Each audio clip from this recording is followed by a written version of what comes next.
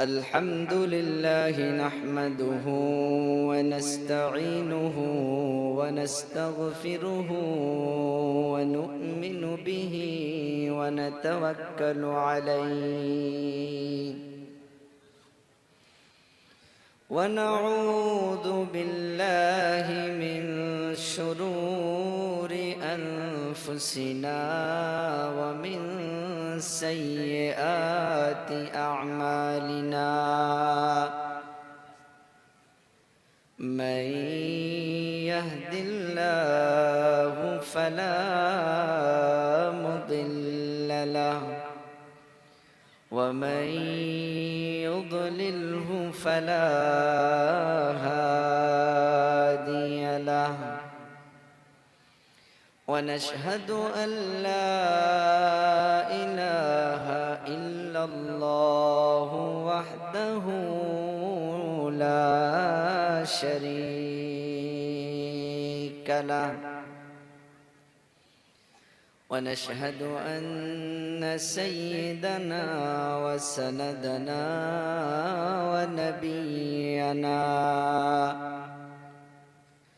ونبينا وحبيبنا مولانا محمدا عبد الله ورسوله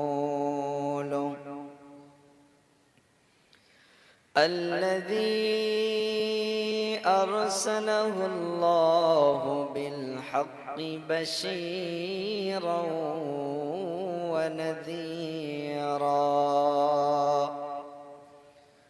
وداعيا إلى الله بإذنه وسراجا وقمرا منيرا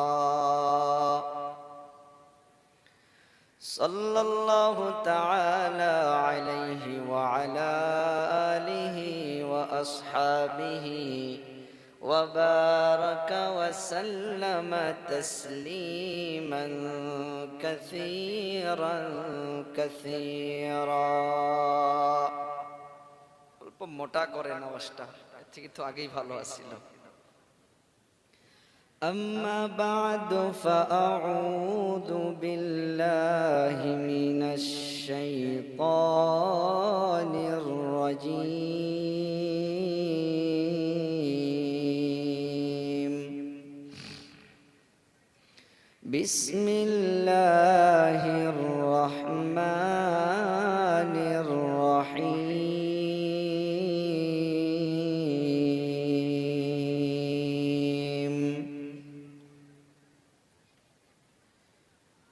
وقلنا يا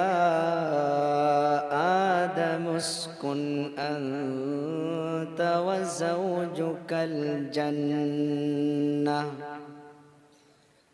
وزوجك الجنة وكلا منها رغدا حيث شئتما ولا تقربا هذه الشجرة فتكونا من الظالمين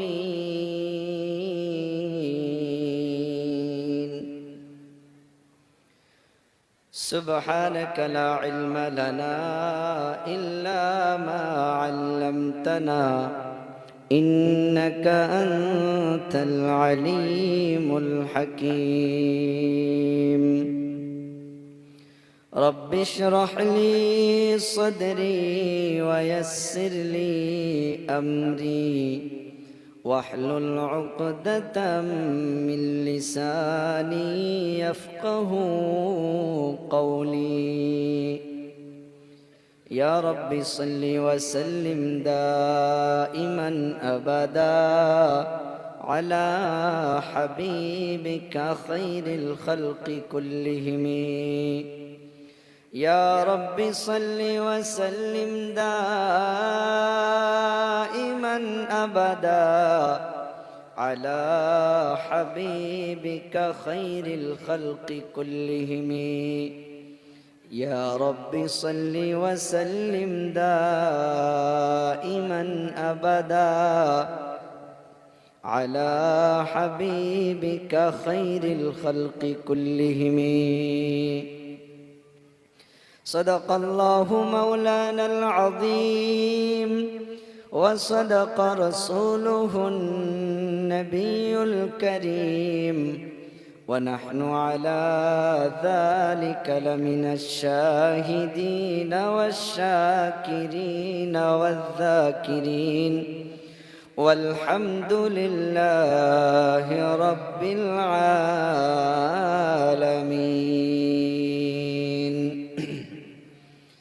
الحمد لله. আজ কোরআনের মাহফিলের সুনামধন্য সম্মানীয় সভাপতি সাহাব, এই মাহফিলের সমস্ত অতিথিবৃন্দ, জাতির মাতার মুকুট ওয়ারাসাতুল আম্বিয়া মুআজ্জাজ মুকাররম হযরতে উলামায়ে কেরাম, দূর দূরান্ত থেকে আগত আল্লাহ পাকের আশিকিন, জাকিরিন, শাকিরিন, মুহিব্বিন, মুরব্বিয়ান ইযাম, বিশেষ করে আমার সমবয়সী যুবক ভাই বন্ধুগণ, অতি আদরের ও স্নেহের ছোট ভাই, পর্দার আড়ালগত সম্মানিতা মা এবং ভগ্নীগণ,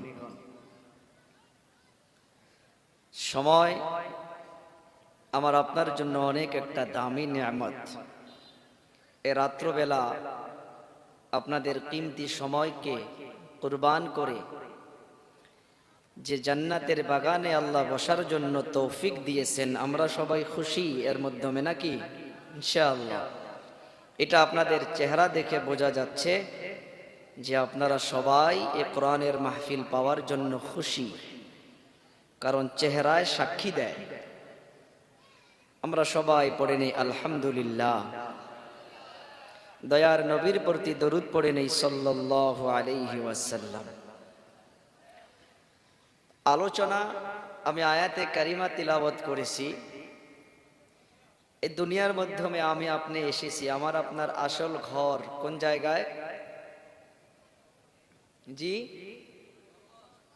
কবর না, আসল বাড়ি কোথায় ছিল বানি আদমের? মাশাআল্লাহ। আমার আপনার বাড়ি কোথায়? বলি সবাই, জান্নাতে। কোথায়? সবাই বলি কোথায়? জান্নাতে।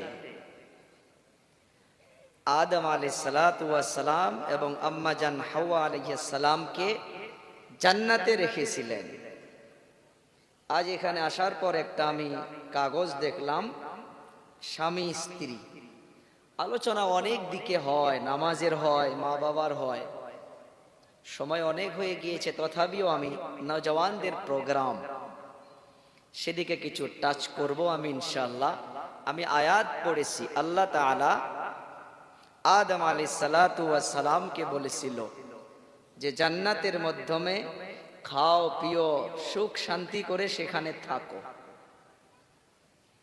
আদম আর হাওয়া পৃথিবীর সর্বপ্রথম স্বামী, ওনার নাম কি ছিল? আদম। বলি কি নাম? এই যে সম্মুখী যিনারা আছেন, আপনাদেরকে ওয়াজ করতে হবে আমার সাথে। প্রথম স্বামীকে আদম। পৃথিবীর সর্বপ্রথম বাবার নাম, সবাই বলি বাবার নাম আদম।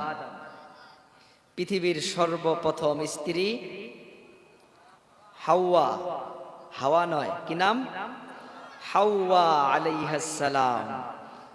পৃথিবীর সর্বপ্রথম মা হাওয়া আলাইহিস সালাম।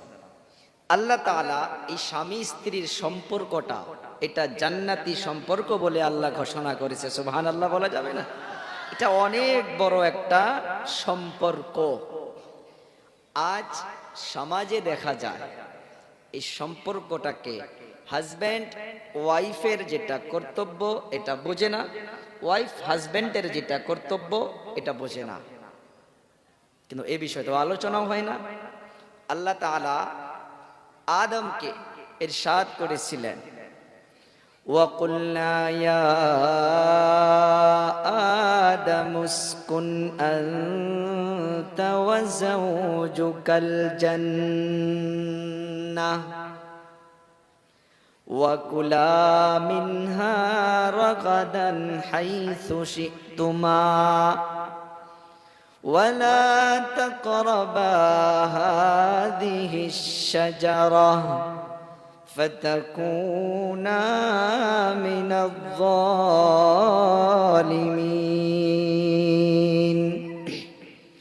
এই আয়াতের দ্বারা প্রমাণ পাওয়া যায় আদম আলাইহিস সালাতু ওয়াস সালাম আর হাওয়া আলাইহিস সালাম এই স্বামী স্ত্রীর সম্পর্কটা জান্নাতি সম্পর্ক। আল্লাহ তাআলা আদম আলাইহিস সালাতু ওয়াস সালামকে যখন সর্বপ্রথম বানাইলেন একা একা একা একা, এই যে পৃথিবী, আমি অনেকটা মাহফিলে বলি যে আল্লাহ তাআলা আদমকে বানাইলেন মাটির দ্বারা, আর ফারিস্তাকে বানাইলেন নূরের দ্বারা, আর জিন জাতিকে বানাইলেন আগুনের দ্বারা। আদম আলাইহিস সালাতু ওয়াস সালামকে আল্লাহ তাআলা যখন বানাইলেন জান্নাতের মাধ্যমে, আদম নবী একা একা একা একা বসে বসে টেনশনে বসে আছে, ভালো লাগে না, মাথা খুঁজায় একলা। কোথায়? জান্নাতে। আমাকে আপনাকে দুনিয়ার মাধ্যমে যদি বড় একটা বিল্ডিং বানায়া দেওয়া হয়, সে বিল্ডিং এর মাধ্যমে অনেক সব ধরনের সুবিধা দিয়ে দেওয়া হয়, খানা খাদ্য সবকিছু দিয়ে দেওয়া হয়, ওই একজন ব্যক্তি ওই বিল্ডিং এ তানহা থাকবে না, তার ভালোই লাগবে না। আদম আলাইহিস সালাতু ওয়াস সালামকে আল্লাহ তাআলা জান্নাতে রাখলো। আদম নবী বসে বসে একা একা চিন্তা করে। আল্লাহ তাআলা তো জানিয়ে দিয়েছেন কোরআনে কারীমের মাধ্যমে, ইন্নাল্লাহা আলীমুম বিযাতিস সুদূর। আল্লাহ তাআলা সমস্ত মানুষের অন্তরের খবর জানেন, সমস্ত মানুষের দিলের খবরকে আল্লাহ তাআলা জানেন। আদম আলাইহিস সালাতু ওয়াস সালামের অন্তরের খবর আল্লাহ তাআলা জানলেন। আল্লাহ তাআলা আদমকে বলল, রে আদম দাঁড়া, আমি তোর মনের খবরকে বুঝতে পেরেছি, তুমি কিসের জন্য টেনশন করে আছো, একা একা বসে আছো রে আদম। আল্লাহ তাআলা আদম আলাইহিস সালাতু ওয়াস সালামের বাউ দিক দিয়ে একটা বেকা হাড়া থেকে আল্লাহ তাআলা আম্মা জান হাওয়া আলাইহিস সালামকে বানাইলেন। মনে রাখবেন কি দিয়ে বানাইছে?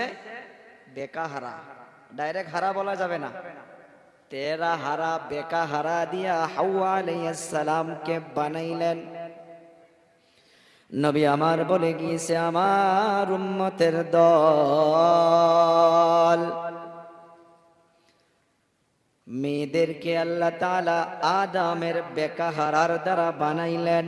যতই তাদেরকে সুখ দাও, যতই তাদেরকে টাকা পয়সা দাও, ধন দৌলত দাও, মাদের একটা নাতে একটা চরিত্র তেরা থাকবেই। কথা কয় না? আছে না? কার কথা? কথাটা কার? আল্লাহর নবীর।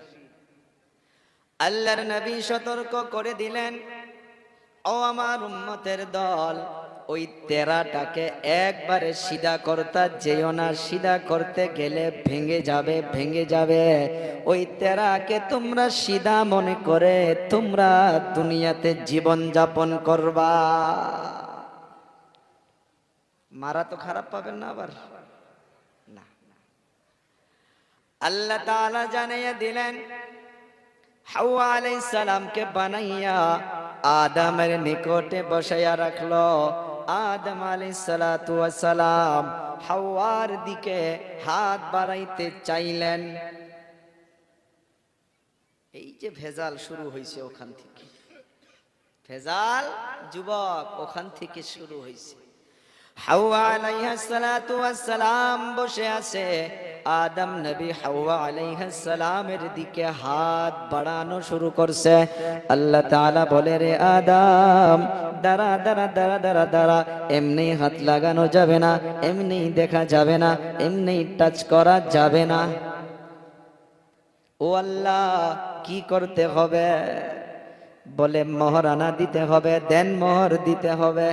সুবহানাল্লাহ বলা যাবে না? যুবকগুলো খেয়াল করবা, যারা বিবাহ করছো তারাও, যারা বিবাহ করো নাই তারাও।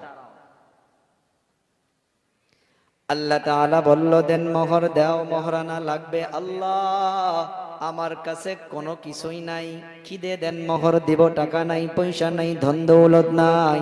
আল্লাহ তাআলা বলল রে আদম দিতেই লাগবে, এমনি হাত লাগানো যাবে না।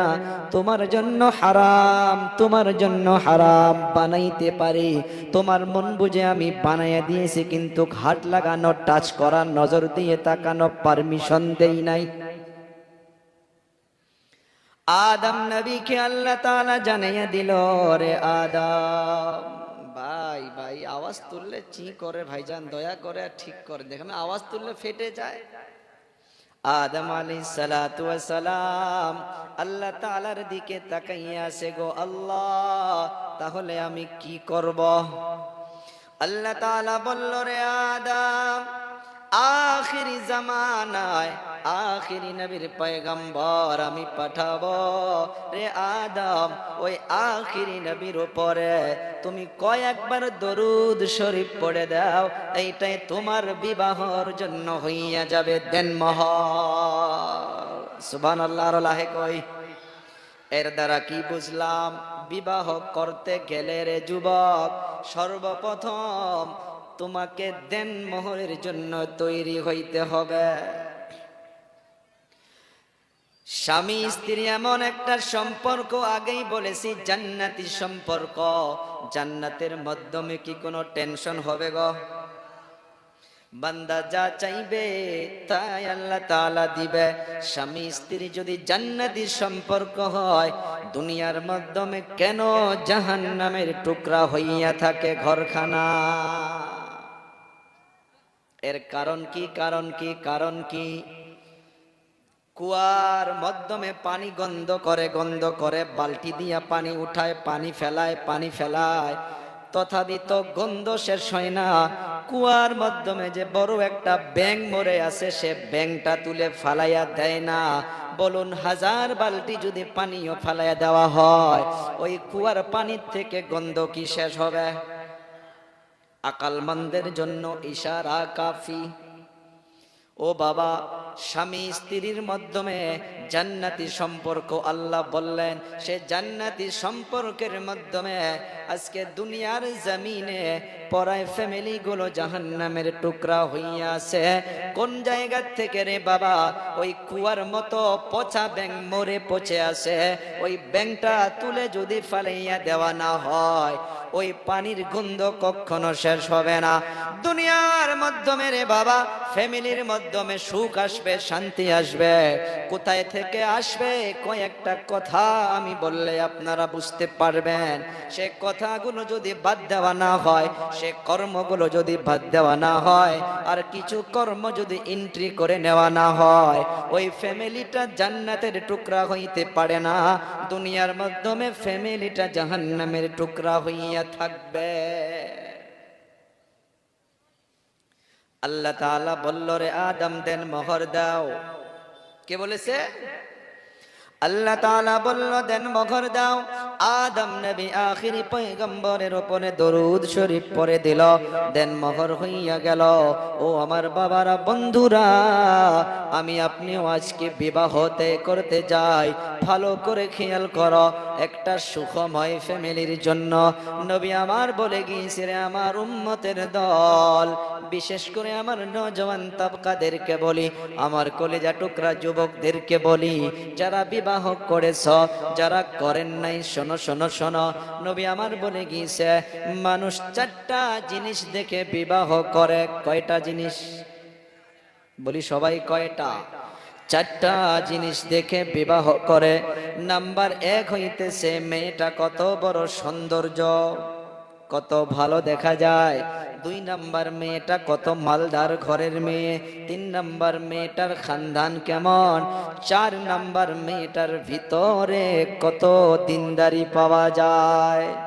আল্লাহর নবী বলে গেল, ফাসফার বিদাতিদ্দিন। আল্লাহর নবী বলে গেল, তিনটা জিনিস যদি কম থাকে চলে যাবে, যে মেয়ের ভিতরে দিনদারি পাওয়া যাবে। আমি নবী হইয়া বলে গেলাম, ও দিনদারিকে প্রাধান্য দিয়া রে যুবক, তোমরা ও মেয়েকে তোমরা বিবাহ করে আনো। কথাটা কার? ও বাবারা, বন্ধুরা, সমাজে তাকাইয়া দেখেন, যে মেয়ে বেশি দিনদারি মেনে চলে, বোরকা পরিধান করে চলে, মাথার মধ্যে স্কার্ফ করে চলে, ওই মেয়ের বিবাহ সমাজে সব থেকে দেরি করে হয়। কথা কয় না।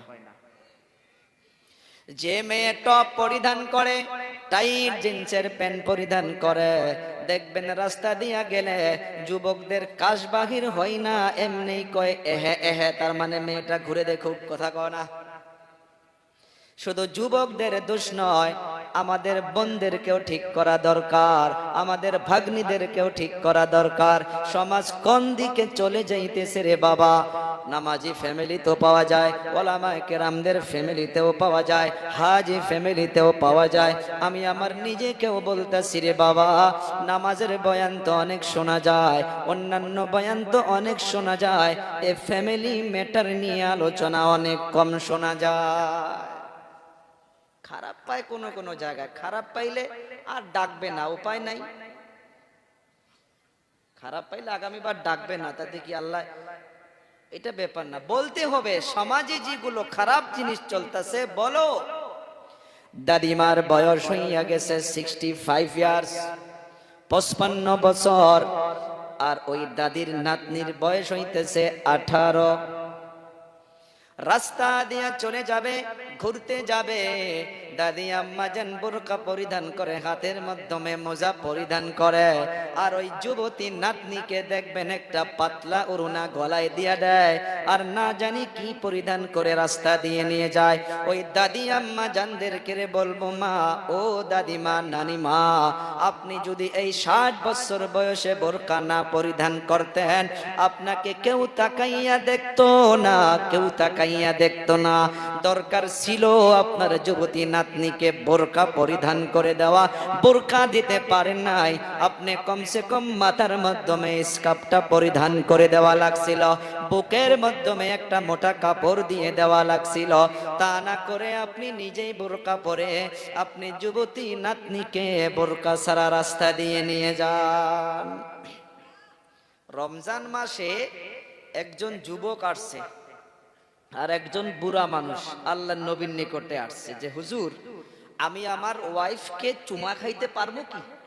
একটা বুড়া, হাদিসের কথা, একটা বুড়া আইছে আর একটা যুবক। বুড়াটা আগে আইছে, কয়, হুজুর, আমি আমার স্ত্রীকে কিস করতে পারমু কি, চুমা খাইতে পারমু কি? রোজা আছি আমি।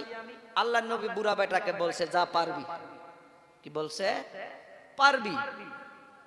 আমার মতো একটা 30-35 বছরের যুবক, হুজুর, আমিও রোজা আছি, আমার স্ত্রীকে আমি রোজা অবস্থায় কিস করতে পারমু কি, চুমা খাইতে পারমু কি? আল্লাহর নবী বলছে, ভাগ, তুই পারবি না, তুই পারবি না।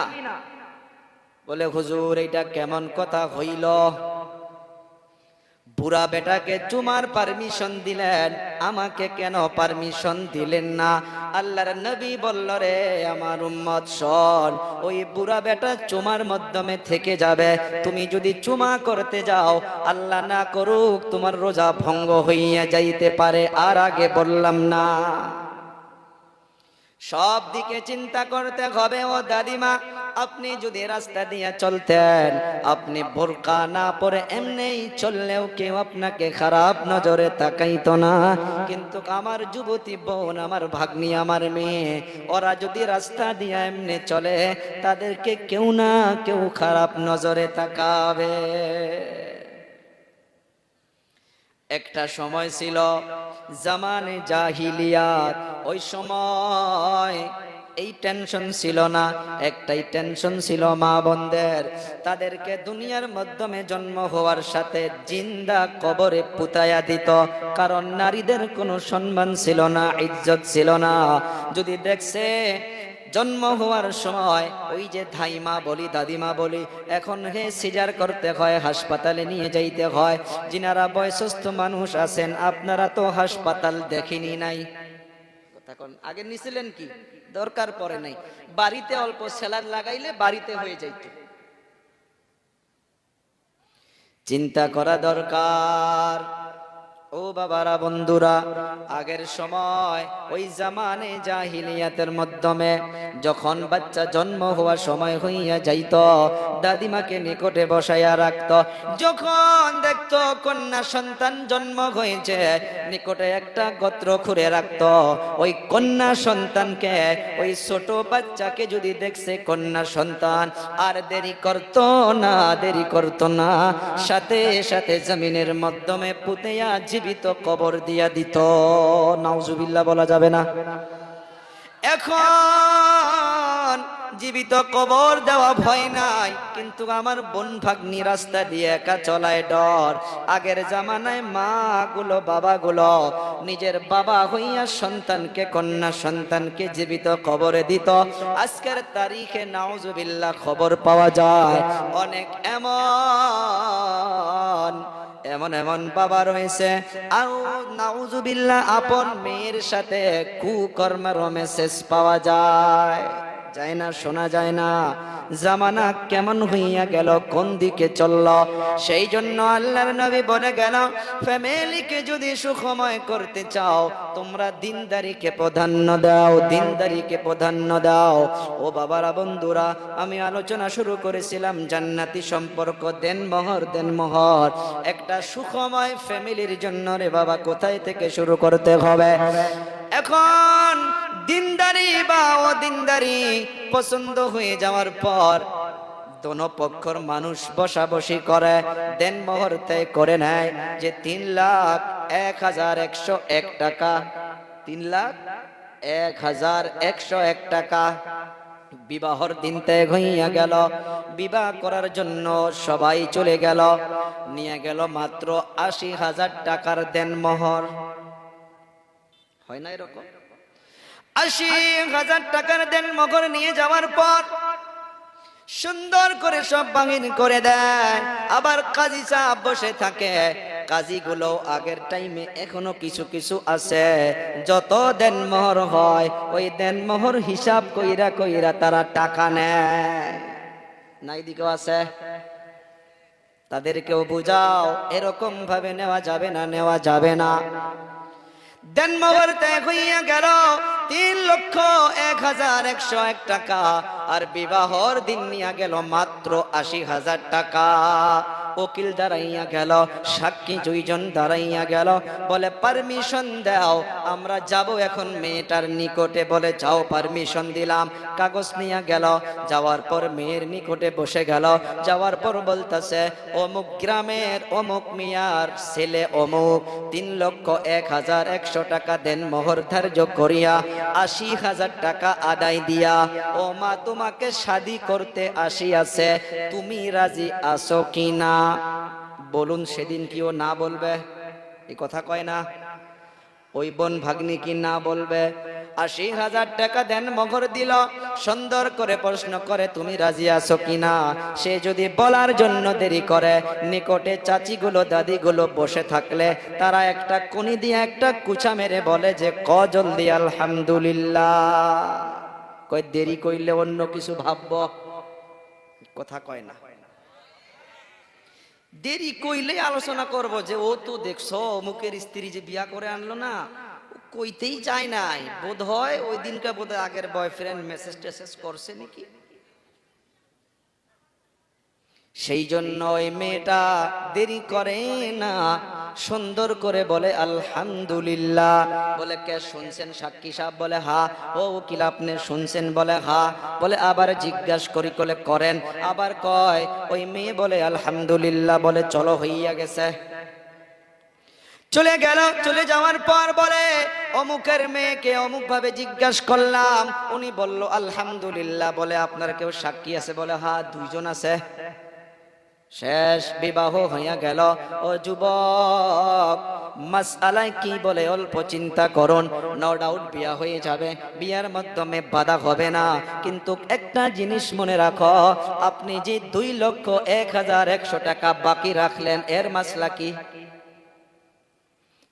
আগেই বলেছি কুয়ার পানি গন্ধ করে, এমনি পানি উঠালে গন্ধ শেষ হবে না, ওই কুয়ার থেকে ব্যাংটা ফালাইয়া দিতে হবে। ফ্যামিলির থেকে টেনশন দূর হয় না, ঝগড়া শেষ হয় না। ওই বিবাহর আগের থেকে, বিবাহর দিন থেকে আমাকে আপনাকে খেয়াল করতে হবে, কেন ফ্যামিলিতে শান্তি আসে না। সুন্দর করে খেয়াল করুন, 2,01,101 টাকা যে বাকি রাখলেন, শরীয়ত বলতেছে রে বাবা শোনো, এমন অবস্থায় কোন স্বামীর যদি ইন্তেকাল হইয়া যায়, ওলামায়ে কেরাম মুহাদ্দিসিনে কেরাম লিখতেছে, আবার বলি, প্রশ্ন করবেন হুজুর বিয়াটা হইছে কিনা? বিয়াটা হইছে হইছে হইছে, দেন মোহরের ব্যাপারে কি বলে? বলা হইতেছে রে বাবা, 2,01,101 টাকা যে বাকি থাকলো, ওই অবস্থায় যদি স্বামীর ইন্তেকাল হয়ে যায়, কিতাবের মাধ্যমে পাওয়া যাচ্ছে ওই স্বামীকে জানাজা করার পর কবরে রাখার আগে, কবরে থুয়ার আগে এমন অবস্থায় অর্ডার করা হচ্ছে যে ওই স্বামীর মাল থেকে, গাড়ির থেকে, বাড়ির থেকে আপনি তার ধন দৌলতকে বিক্রি করে ওই স্বামীর দেন, স্ত্রীর দেন মোহরকে আগে আদায় করে দাও। চিন্তা করুন, বিবাহর দিন থেকে আপনি আপনার মেয়েকে, আপনার ছেলেকে বেঁধে রাখছেন কিনা? এমন ভাবে রাখা যাবে না। আলোচনাকে সহজ করে নিয়ে আসেন যে যেটা দেন মোহর আদায় হবে সেটাই। কেন মেয়ের মাগুলো, মেয়ের বাবাগুলো এটা টেনশন করে যে আমার মেয়েকে যদি ছেড়ে দেয়, নাউজুবিল্লাহ, মুরব্বি হইয়া কেন এ খেয়ালটা অন্তরে আসবে? সতর্ক হইয়া যায় ও বাবারা, বন্ধুরা, এই যে দেন মোহর যে আমাকে দেওয়া লাগছিল 3,01,101 টাকা, দিলাম মাত্র 80,000 টাকা, 80,000 টাকা। আর আদম নবীকে আল্লাহ তাআলা যে বানায়া রাখছিল, ওনার বেকা হাড়ার থেকে হাওয়া আলাইহিস সালামকে আদম নবীও বলছিল, আল্লাহ আমার কাছে দেন মোহর নাই।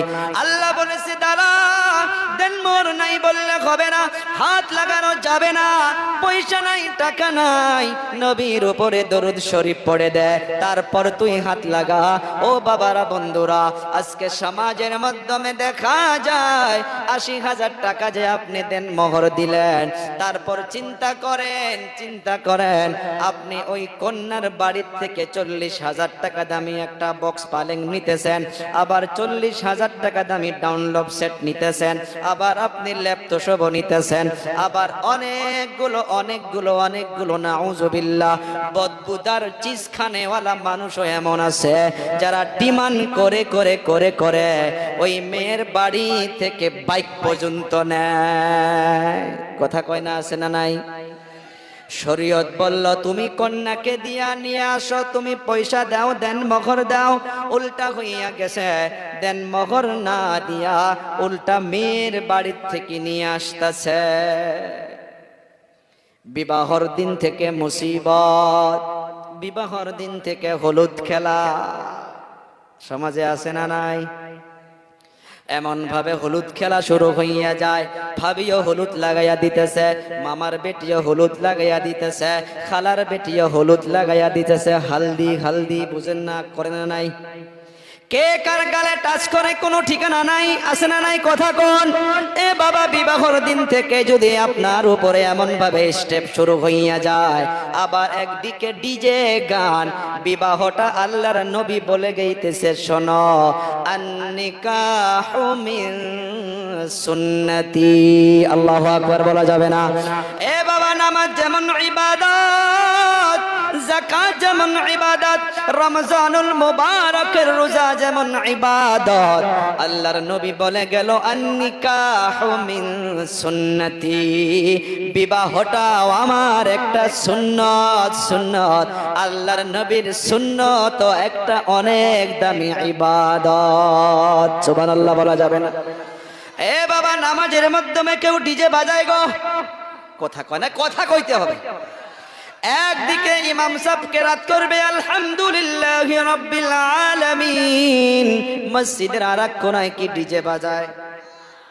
কিন্তু বিবাহর দিন ইমাম সাহেব ওই যে খুতবা পড়তেছে, ইয়া আইয়ুহান নাসুত্তাকু রাব্বাকুমুল্লাযী খালাকাকুম মিন নাফসিন ওয়াহিদা ওয়া খালাকা মিনহা যাওজাহা ওয়া বাথা মিনহুমা রিজালান কাসীরান ওয়া নিসাআ ওয়াত্তাকুল্লাহাল্লাযী তাসাআলুনা বিহি ওয়াল আরহাম ইন্নাল্লাহা কানা আলাইকুম রাকিবা। ওদিকে গানের আওয়াজ ইমাম সাহেবের কানের মাধ্যমে আসে না নাই? এ বাবা, সমাজের মাধ্যমে ইমাম সাহেব মজবুত হন। ইমামকে সমাজের নেতাগুলো ক্ষমতা দেন, পাওয়ার দেন, যে সমাজের মাধ্যমে যার বিবাহতে ডিজে বাজবে ওই বাড়ির মাধ্যমে ইমাম সাহেব যাবে না, ওই বাড়ির মাধ্যমে দোয়া করতে যাবে না, ওই বাড়ির মাধ্যমে জানাজা পড়াইতে যাবে না। সমাজের মাধ্যমে এই নিয়মটা মজবুত করেন। আল্লাহর কসম খেয়ে বলতে পারি, দেখবেন বিবাহটা সুন্নত সুন্নত ভাবে হইয়া যাবে। এ বাবা, সমাজকে বদলাইতে হবে, এমনি আল্লাহ বদলাইয়া দিবে না। কোরআনের দলিল শুনেন রে বাবা। আল্লাহ তাআলা বলছে, ইন্নাল্লাহা লা ইউগাইয়িরু মা বিকাউমিন হাত্তা ইউগাইয়িরু মা বিআনফুসিহিম। ওলামায়ে কেরাম জানেন, ইন্না শব্দর মানা নিশ্চয়, অবশ্যই, ইয়াকিনান, 100 এর ভিতরে 100%। আল্লাহ তাআলা বলে, নিশ্চয় নিশ্চয় আমি আল্লাহ ওই সময় পর্যন্ত কোন এলাকাবাসীকে বদলাইয়া দেই না। কার কথা সবাই বলি? পিছনদের ভাইরাও বলতে হবে, কার কথা রে যুবক?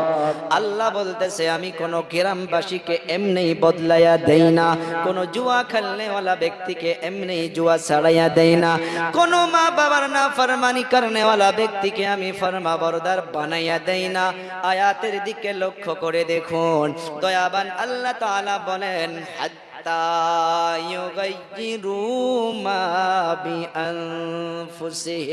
ওরে যুবক, পাগুলো আগাইয়া দিরে বাবা। আল্লাহর কসম খেয়ে বলে, কোন যুবক যদি বলো হুজুর আমার পা ধরেন, আমি আর ডিজে বাজাবো না, পা ধরেন ড্রাগস করব না, আমরা ওলামায়ে কেরাম তোমাদের পা ধরার জন্য রাজি আছি। কারণ আয়াতের দিকে লক্ষ্য করে দেখেন, আপনি যতক্ষণ পর্যন্ত নিজেকে বদলানোর জন্য চেষ্টা করবেন না, নিজেই নিজেকে যতক্ষণ পর্যন্ত আপডেট দেওয়া কোশিশ করবেন না, আল্লাহ তাআলা তার একটা সেকেন্ড আগে কাউকে বদলাইয়া দেয় না। সমাজকে বদলাইতে হলে সমাজের মাধ্যমে নিজেই আমরা চেষ্টা করতে হবে। বিবাহর দিন সাহাবা কেরাম জাফরান লাগাইতো, হ্যাঁ যদি হলুদ লাগাইতে হয় আপনি আপনার নিজের বোনকে দিয়ে লাগান, আপনি আপনার চাচিকে দিয়ে লাগাইয়া নেন, আপনি আপনার খালা আম্মার কাছে অল্প লাগাইয়া নেন। খবরদার খবরদার, খালার বেটিক দিয়ে লাগাবেন না, মামার বেটিক দিয়ে লাগাবেন না, আপনি আপনার চাচতো শালিক দিয়ে লাগাবেন না। অর্থাৎ যার যার কাছে আপনার বিবাহ চলবে তাদের হাত যেন আপনার গালে টাচ হয় না। কথা কয় না? আজকে তারিখে হয় না নাই? ভাবি একদিকে হলুদের প্লেট নিয়ে দৌড়ায়, আর একদিকে খালা আম্মার বেটিও হলুদের প্লেট নিয়ে দৌড়ায়। এই বিবাহটা সুন্নত সুন্নত সুন্নত। আল্লাহর নবী বলে গেল, আন-নিকাহু মিন সুন্নতি, বিবাহটা আমার একটা সুন্নত। আল্লাহর নবী অন্য জায়গায় বলেন, শুনলে অন্তরটা ভরে যাবে, খুশি হইয়া যাবে। নবী আমার বলেন, মান আহাব্বা সুন্নতি ফাকাদ আহাব্বানি। চিল্লাইয়া সবাই বলে সুবহানাল্লাহ। আর জোরে বলি সুবহানাল্লাহ। নবী আমার বলল, দুনিয়ার মাধ্যমে যে আমার সুন্নাতকে মুহাব্বত করবে, যে আমার সুন্নাতকে ভালোবাসবে, আমি নবী নিজেই বলে গেলাম, সে আমার সুন্নাতকে শুধু ভালোবাসলো না, সে আমাকে নিজেইকে ভালোবাসলো। সুবহানাল্লাহ না? আগে শুনুন, আল্লাহর নবী বলল, ওয়ামান আহাব্বানি কানা মাই ফিল জান্নাহ। আল্লাহু আকবার বলি। এক নাম্বার বলল, যে আমার সুন্নাতকে ভালোবাসবা সে আমাকে ভালোবাসা হবে। 2 নাম্বার বলে দিল যে আমাকে ভালোবাসবে, ওয়ামান আহাব্বানি কানা মাই। মাই মাই শব্দের মানা হইতেছে আমার সাথে, আমার সাথে। মাই ফিল জান্নাহ, সে জান্নাতে তো যাবেই যাবেই, মাস্ট বি যাবেই, কিন্তু জান্নাতে আমার সঙ্গে যাবে। কলিজা টুকরা যুবক, চিন্তা করুন, বিবাহ যদি ইবাদত হয়, বিবাহ যদি সুন্নাত হয় রে বাবা, আমাকে আপনাকে ওই বিবাহর দিন যেগুলো সমাজের মাধ্যমে গুনাহের কাজ হইতেছে সেগুলোকে আমাকে আপনাকে দূর করতে হবে। আর একটা মুসিবত, মুসিবত গেটের মাধ্যমে আলিম ওলামাও দেখে না। একটা বিবাহর দিন একজন হইলেও হাফিজ সঙ্গে আসে, একজন হইলেও আলিম আসে। ওই যে গেটের মাধ্যমে দোকান নিয়ে দাঁড়াইয়া থাকে, ওই দোকান নিয়ে যে দাঁড়ায়, একটা করে মেয়ে যত পার্লার লাগায়, যত পার্লার লাগায়, বোধহয় ওই গেটের মাধ্যমে দাঁড়ানোর জন্য আমার যুবতী বন ভাগ্নি গুলো ওদিন বোধহয় একটা করে টেমা পুরাটায় বোধহয় গালের মাধ্যমে লাগাইয়া ওই মিষ্টি দই নিয়া ওই বিবাহর দিন গেটের মাধ্যমে দাঁড়াইয়া থাকে। কথা কোন এ বাবারা, বন্ধুরা, এগুলোকে দূর করতে হবে, আমাকে আপনাকে সজাগ হইতে হবে। তো জলসা বন্ধ করেন, বয়ান বন্ধ করেন, কোনো লাভ নাই, কোনো লাভ নাই, কোনো লাভ নাই। বয়ান শুনে নাকে তেল দিয়া গিয়া ঘুমাইলে চলবে না, চলবে না। শক্ত করে দাঁড়াইতে হবে। হাগা মিষ্টি বন্ধ করা কথা বলি নাই, দই খিলানো বন্ধ করা কথা বলি নাই। দাঁড়ান, কয়েকজন যুবক দাঁড়াইয়া যান, মিষ্টি নিয়ে বসেন, দই নিয়ে বসেন। আপনি সুন্দর করে আপনার নতুন বরকে আপনি সুন্দরভাবে বিসমিল্লাহ করে মিষ্টি খেলাইয়া দেন, বাধা নাই। কে পারমিশন দিল বন্ধেরকে? মাথার মাধ্যমে কাপড় নাই, মাথার মাধ্যমে স্কার্ফ নাই। অনেক মান্যগণ্য ব্যক্তিগুলো এসে দাঁড়াইয়া যায়, ভিতরে যাওয়ার জন্য এন্ট্রি রাস্তা পাওয়া যায় না, কেউ না কেউ সাইড করে মানুষকে নিয়ে যাইতে হয়। আমরা অনেক বিবাহত গিয়েছি রে বাবা, ওই বিবাহর বাড়ির মাধ্যমে প্রবেশ করতে গেলে নাউজুবিল্লাহ, আল্লাহ মাফ করুক, আল্লাহ মাফ করুক, একজন হলেও মেয়ে মানুষের ধাক্কা শরীরে লাগে। এই গুনাহ হবে না নাই? এ পাপ হবে না নাই? তো ইবাদত করবার গিয়ে যদি পাপ কামানো লাগে, ওই পাপের আসরগুলো যার বিবাহ, যার বিবাহ আপনার ফ্যামিলির মাধ্যমে সুখ হবে দূরের কথা। ওই যে আগেই বলছি, শুরুর দিন থেকে ব্যাংকে ফালাইয়া দেন, পচা জিনিসকে ফালাইয়া দেন, নে তো পানির গন্ধ শেষ হবে না। না খারাপ পাইলেন? পাইলে উপায় নাই, বলতেই হবে, বলতেই হবে। আমরা না বললে কে বলবে রে বাবা? বলা আমাদের কাজ, চেষ্টা করা আপনাদের কাজ। আর হিদায়াত দেনেওয়ালা হইল একজন, চিল্লাইয়া বলি কে? আরো জোরে বলি কে? আরো একবার অন্তর থেকে বলি কে? আল্লাহ। এগুলো জিনিসকে চেষ্টা করতে হবে। বিবাহটা অনেক একটা দামি ইবাদত। আর স্বামী স্ত্রীর সম্পর্কটা হইতেছে জান্নাতি সম্পর্ক, জান্নাতি সম্পর্ক। সমাজের মাধ্যমে খেয়াল করে দেখো, এই যে গজবের জেহেজ, গজবের বস্তু যেগুলো আমরা মেয়ের বাড়ির থেকে নেই, অনেক গরিব বাবা মা গুলো আছে, অনেক যুবতী বোনগুলো বাড়ির মাধ্যমে পড়ে আছে, যাদের টাকা নাই, পয়সা নাই, ওই ধন দৌলত না থাকার জন্য বিবাহর বয়স পার হইয়া যাইতেছে, পার হইয়া যাইতেছে, তাদের বিবাহ হয় না। আর যখন বিবাহ হয় না, শয়তান ওয়াসওয়াসা দিয়া তাদেরকে গুনার রাস্তায় তুলে দেয়। গুনার রাস্তায় তুলে দেওয়ার পর লাহে লাহে লাহে লাহে লাহে লাহে তারা এমনি অন্য জনার হাত ধরে বাড়ির থেকে চলে যায়।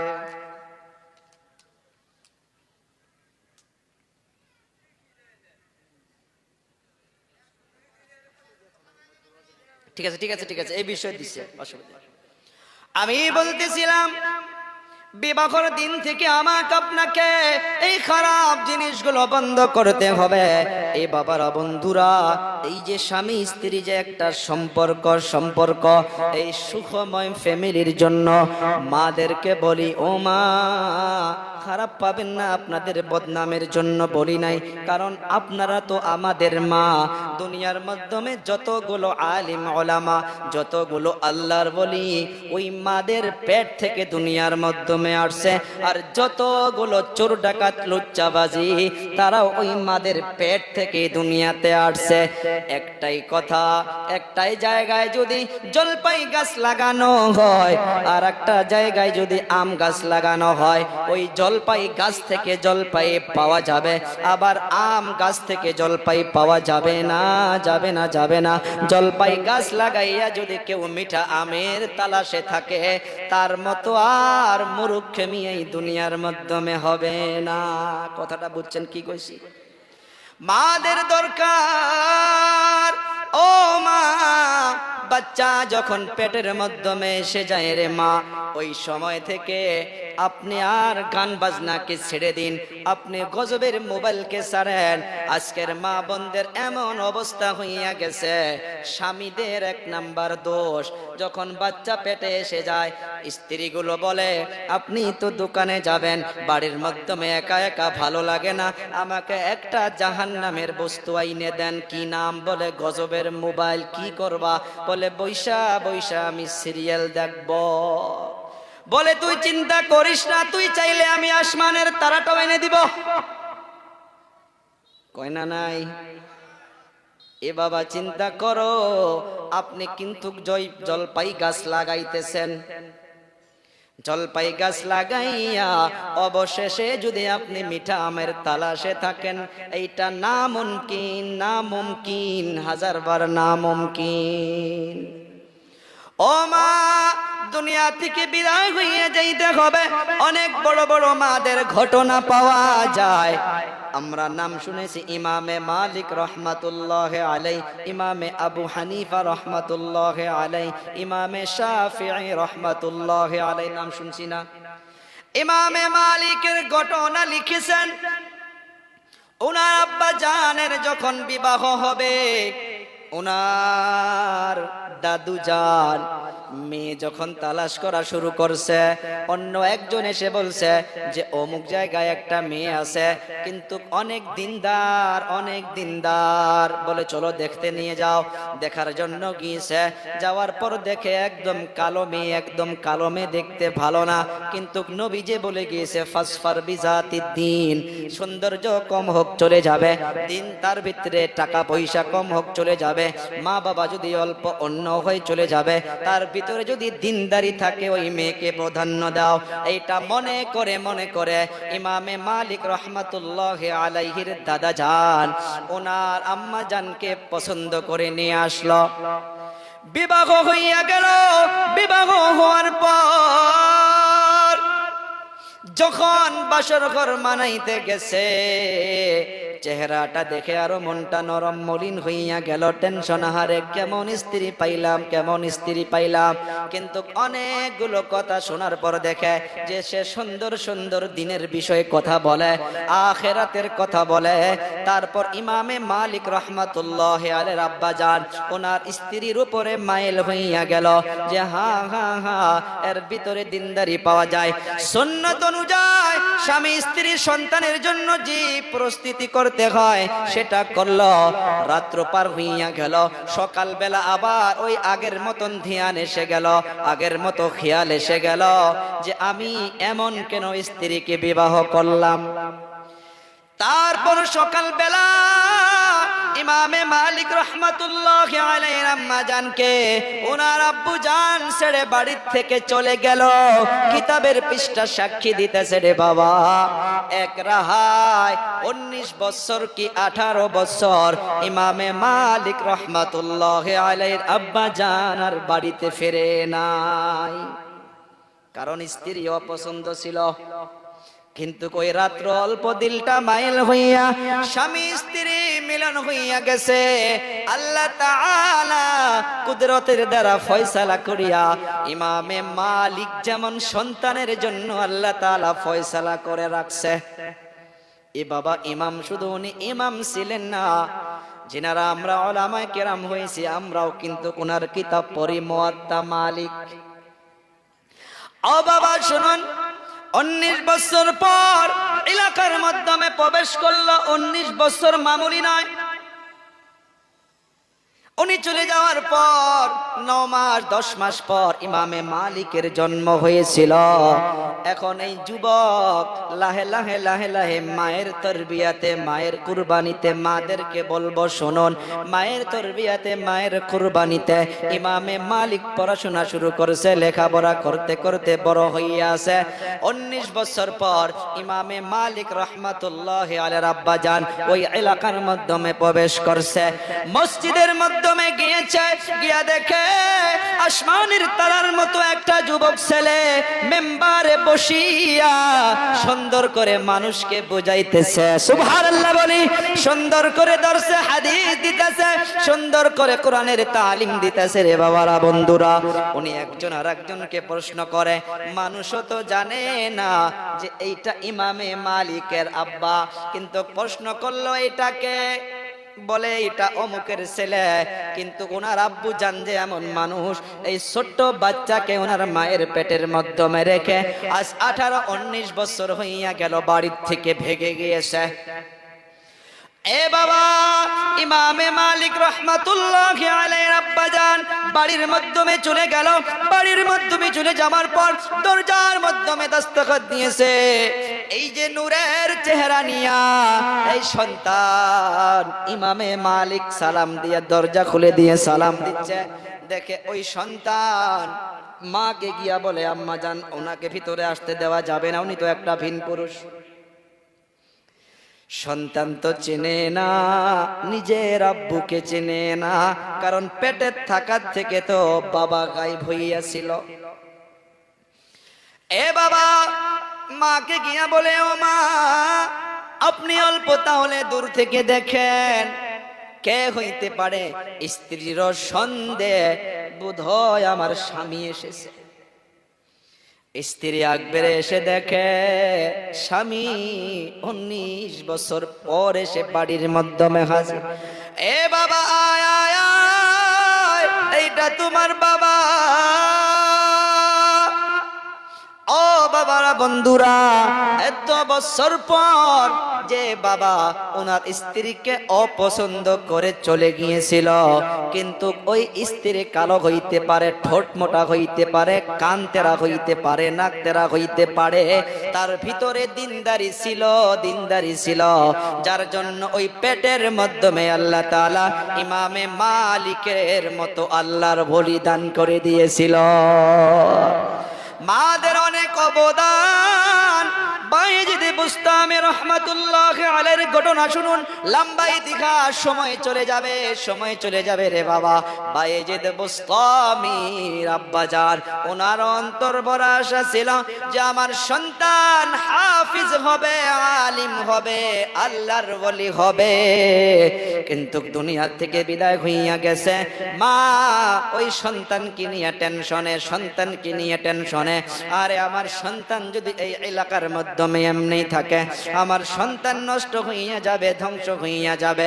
হাতের মাধ্যমে হাত ধরে সন্তানকে নিয়ে এলাকার মাধ্যম থেকে মাদ্রাসার তালাশে বাহির হইল। একটা কথা মনে রাখবেন, আজকের তারিখে যদি আমাদের এলাকার মতো মা গুলো হতো, ওই বাচ্চাকে দিনদারির দিকে নিয়ে কিন্তু আকবার তো না। মাদ্রাসার তালাশে বাহির হইছে। চলতে চলতে চলতে চলতে একটা মাদ্রাসা পেয়ে গেছে। মাদ্রাসার মাধ্যমে প্রবেশ করেছে।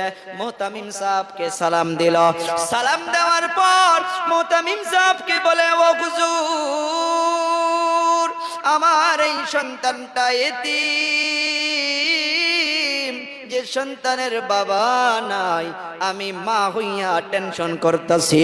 আমার সন্তানটা নষ্ট হইয়া যাবে, আমার সন্তানটা এমনি বিগড়ে যাবে, খারাপ হইয়া যাবে।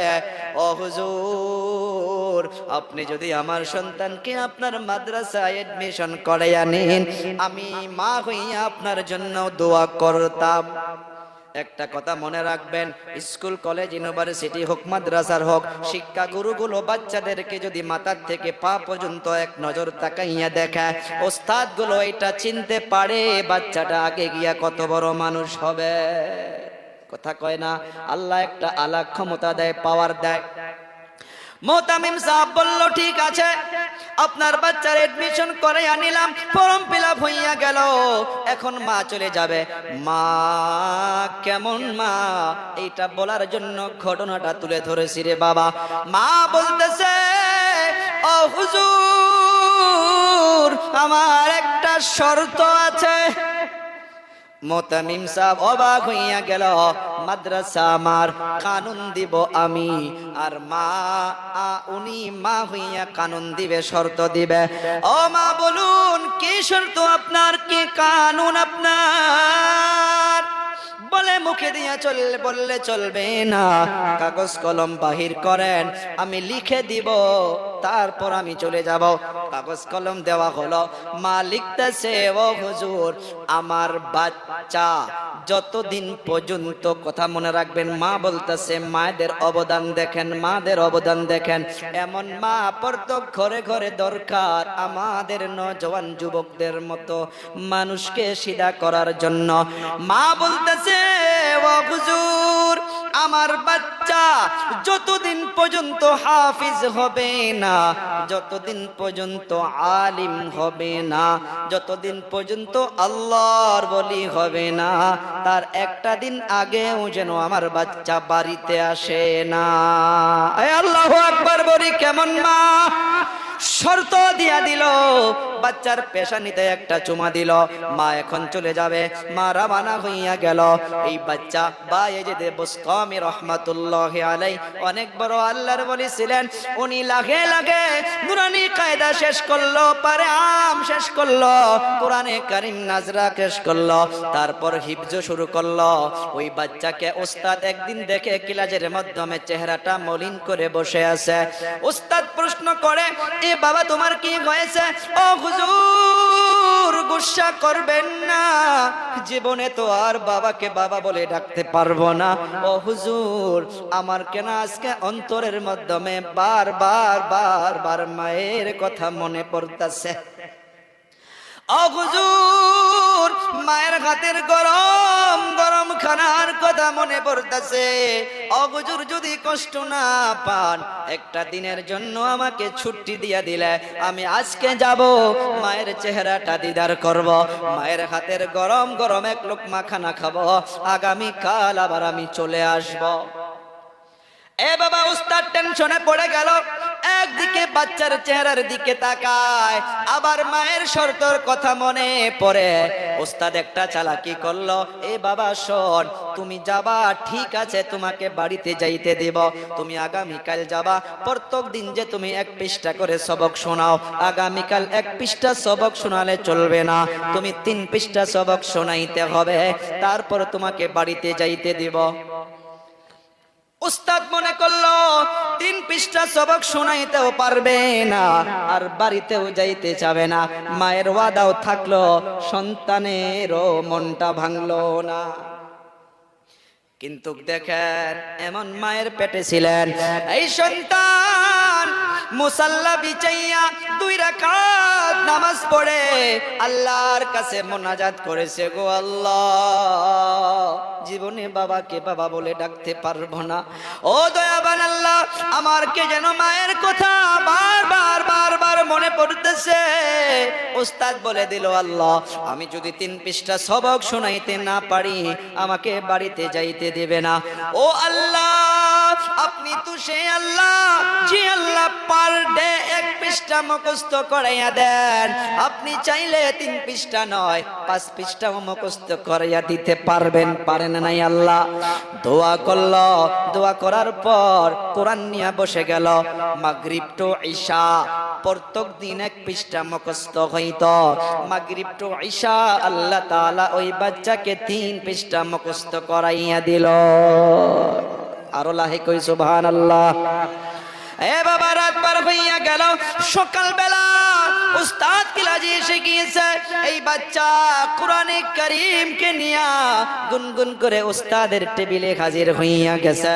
উস্তাদ মনে করলো যে আহারে 3 পৃষ্ঠা সবক কি মুখস্থ হইছে। জিজ্ঞাসা করে, রে বাবা মুখস্থ হইছে? বলে হুজুর হ্যাঁ। বলে শোনাও, আউযু বিল্লাহি মিনাশ শাইতানির রাজীম, বিসমিল্লাহির রহমানির রহিম। পরে শুরু করলো। 1 পৃষ্ঠা শোনাইয়া দিল, কোনো একটা ভুল নাই। 2 পৃষ্ঠা শোনাইয়া দিল, কোনো একটা ভুল নাই। 3 পৃষ্ঠা শোনাইয়া দিল, কোনো একটা ভুল নাই। আল্লাহু আকবার। উস্তাদ তো ফেসে গেল। আরে আমি ওয়াদা করেছি রে বাবা, 3 পৃষ্ঠা সবক শোনাইয়া দেবা তো বাড়িতে যাইতে পারবা। এখন যদি বাচ্চাকে বাড়িতে যাইতে না দেই, আগামীকাল সমালোচনা করবে যে মাদ্রাসার হুজুর গুলো ওয়াদা খিলাফ করে। বলবে না বাচ্চা? এই কথা মনে করিয়া মায়ের ওয়াদা থাকলো থাক, বাচ্চাকে বাড়িতে যাইতে দিল। মাদ্রাসা যিনারা পড়েছেন তারাই বুঝতে পারবেন, বাচ্চাকে যখন বাড়িতে যাইতে দেয়, এর মতো আর আমি তো বলি বিবাহর দিনও এত খুশি হয় না। এ বাবা এত আনন্দ লাগে। একটা বছর পর আক্কাল কুয়াত থেকে বাড়িতে এসেছিলাম রে বাবা। আপন বোনের বিয়া হইছে, বাড়িতে আসি নাই। বড় ভাইয়ের বিয়া হয়েছে, বাড়িতে আসি নাই। কিন্তু যখন বাড়িতে আসার জন্য ছুটি পাই, এত খুশি লাগে, এত খুশি লাগে। এইটা কিনতে মন যায়, এইটা কিনতে মন যায়। আবার খুশি মন নিয়ে বাড়িতে চলে আসি। এই বাচ্চা বাড়িতে যাবে, মায়ের সঙ্গে দিদার করবে। আগে শোনেন, এই বাচ্চা গুনগুন গুনগুন করে কোরআন পড়ে আর বাড়ির দিকে রওয়ানা। বাড়িতে চলে গেল। যাওয়ার পর দেখে মায়ের ঘরের দরজা বন্ধ। বাহিরের দিকে আওয়াজ দিল, আম্মা জান। একটা কথা সবাই জবাব দিবেন, সন্তানের আওয়াজ যদি মা একটা আওয়াজও শুনতে পারে, ওই মা এমনিই চিনতে পারে আমার সন্তান এসেছে। এ বাবা আমি প্রমাণ করি, মাহফিলে বলি, আল্লাহকে সাক্ষী রেখে বলি। পরে নভেম্বর মাসটা প্রোগ্রাম করলাম। রাত্রবেলা 2টা-3টায় যখন বাড়িতে চলে যায়, একটা দিনও মাকে গিয়া ডাকতে হয় না, মাকে গিয়া ডাকতে হয় না। গাড়ির শব্দ পেয়ে মা এসে ঘরের দরজা নয়, ঘর থেকে বাহির হইয়া মেন বড় গেটটা মা এসে খুলে হাজির হইয়া যায়। ওই সময় আমার চোখের পানি এসে যায়, মাকে দেখাই না। অন্তরে এটা লাগে। একদিন জিজ্ঞাসা করেছি, রে মা 3টা বাজে, একটা ডাকও দিলাম না রে মা, তুমি কেমন ভাবে গেটটা খুলে দিলা? এ বাবা রাত্রবেলা পৃথিবীর কোনো মা এমন নাই যে সন্তান রাত্রবেলা ঘোরাফেরা করবে আর ওই মা সুন্দর করে ঘুমাইতে পারবে। পৃথিবীর কোনো মা নাই যে সন্তানকে দাঁড়ে দাঁড়ে ঘুরতে দিয়া ওই মা সুন্দর করে ঘুমাইতে পারে। এ বাবা তুমিও বুঝবা, তোমাকেও আল্লাহ মেয়ে দিয়েছে। ওই মেয়েকে যখন বাহিরে রাখবা তখন তোমার কেমন করে ঘুম আসে, আমি বেঁচে থাকলে আমাকে বলবা। বাইজিদ বুস্তামি মাকে মা বলি ডাকার সাথে সাথে ঘরের ভিতর থেকে মা তো বুঝতে পেরেছে যে আমার সন্তান কেন এখানে। ভিতরে ছটপট করে আছে, মা দরজা খোলে না, দরজা খোলে না। ও মা আপনারা শোনেন রে মা কেমন মা ছিলেন, কেমন মা। সন্তানের আওয়াজ শুনলো, দরজা খুলে না। আবার বলে বাইজিদ বুস্তামি, ও আম্মা জান দরজাটা খুলেন। জীবনে তো বাবাকে বাবা বলে ডাকতে পারবো না রে মা, আপনার গরম গরম খানার কথা মনে পড়ে গিয়েছে রে মা, দয়া করে একবারের জন্য দরজাটা খোলেন। ও মা থাকতে না দিলে আমি আপনার সঙ্গে দিদার করে চলে যাব। মা ভিতরে ছটপট করে সন্তানের জন্য, মা দরজা খোলে না, দরজা খোলে না। 3 বারের বার সন্তান বলতাছে, ও আম্মা জান আপনার বায়েজিদ এসেছে রে মা, একবারের জন্য দরজাটা খোলেন। কেমন যেন ভেতরটা ছটপট করতে আছে। আপনার হাতের খানার কথা মনে পড়ে গিয়েছে রে মা, আপনার বায়েজিদ এসেছে, দরজা খোলো, দরজা খোলো। মা কেমন মা ছিলেন, সন্তানকে মানুষ বানানোর জন্য, সন্তানকে দিনদার বানানোর জন্য, সন্তানকে জান্নাতি বানানোর জন্য মা বুকের ভিতরে পাথর বেঁধে নিয়ে সন্তানকে রিপ্লাই দিল, না না তুমি আমার বায়েজিদ নও, আমি তোমার জন্য দরজা খুলতে পারি না, তোমার জন্য দরজা খুলতে পারি না, কারণ আমার বায়েজিদ আসার সময় এখনো হয় নাই, তুমি চলে যাও। আহারে বাচ্চার যত খুশি ছিল মনের মাধ্যমে সব খুশি একবারে নষ্ট হইয়া গেল। সন্তান চোখের পানি বাহির করে নিয়া আবার মাদ্রাসার দিকে রওনা হইয়া গেল। মাদ্রাসার দিকে চলতেছে মাদ্রাসায় চলে গেল। যাওয়ার পর উস্তাদ দেখে বাচ্চার চেহারা মলিন, জিজ্ঞাসা করে, রে বাবা তুমি এত জলদি কেন ফিরে আসলা? ও হুজুর, আমি বাড়িতে গিয়েছিলাম, আমার মা আমাকে চিনতেই পারে নাই। ওস্তাদ মনে করছে মা তো চিনতে পারে না, এইটা হইতে পারে না। ওস্তাদের ওই শর্তের কথা মনে পড়ে গেল। এদিকে যে মা সন্তানের জন্য দরজা খুলল না, আর দেখে সন্তানের আওয়াজ নাই, মা ঘরের ভিতরে মুসাল্লাটা বিছাইয়া সন্তানের জন্য আসল তুলে আল্লাহর কাছে দোয়া করতে, আল্লাহ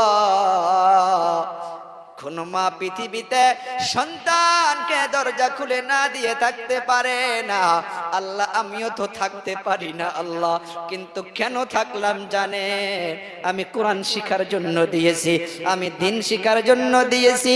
ও আল্লাহ, আমি যদি মা হইয়া আর দরজাটা খুলে দিতাম, সন্তান আমার চোখের দিকে তাকাইতো, আমি মা হইয়া সন্তানকে তাকাইয়া দেখতাম, আমারও মোহাব্বত চলে আসতো, সন্তানেরও মোহাব্বত চলে আসতো। ও আল্লাহ, আপনার কোরআন থেকে 10 মিনিটের জন্য হলেও মোহাব্বত চলে যাইতো। আমি মা হইয়া কষ্টকে বরদাস্ত করেছি। আল্লাহ, আমি মা হইয়া দোয়া করি আমার সন্তানকে দিনদারের জন্য কবুল করুন, আল্লাহ ওলির জন্য কবুল করুন।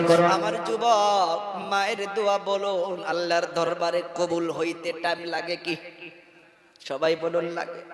মা একদিকে মুসাল্লা বিছাইয়া দোয়া করতেছে, মায়ের দুয়ারে বাবা, এইটা ফলাফল যে দুনিয়ার মাধ্যমে পেয়েছো সেই বুঝতে পারবা। সারাদিন কথা বাহির হয় না, শরীর অসুস্থ হইয়া থাকে, যখন বাড়ির থেকে বাহির হই মা গাড়ির নিকটে এসে মাথাটা বুলাইয়া দেয়, ছোট বাচ্চার মতো করে চুমা খায়। এই যে এত বড় একটা নিয়ামত, মাথার মাধ্যমে যখন হাতটা ফিরাইয়া দেয়, তখন বিসমিল্লাহ বলে বাড়ির থেকে রওনা হয়ে যায়। আল্লাহর কসম, এমন লাগে যে রাস্তার সব বালা মুসিবত আল্লাহ কিছুই দেবে না। এ বাবা, এই নিয়ামত যার নাই তারা তো বুঝতে পারতেছ রে বাবা। বাইজেদে বুস্তামির আম্মা জান সন্তানের জন্য দোয়া করতেছে, এইদিকে ওস্তাদ বাচ্চার কথা মনে করিয়া ওস্তাদ মুসাল্লা বিছাইয়া আল্লাহর কাছে দোয়া করে, ও আল্লাহ,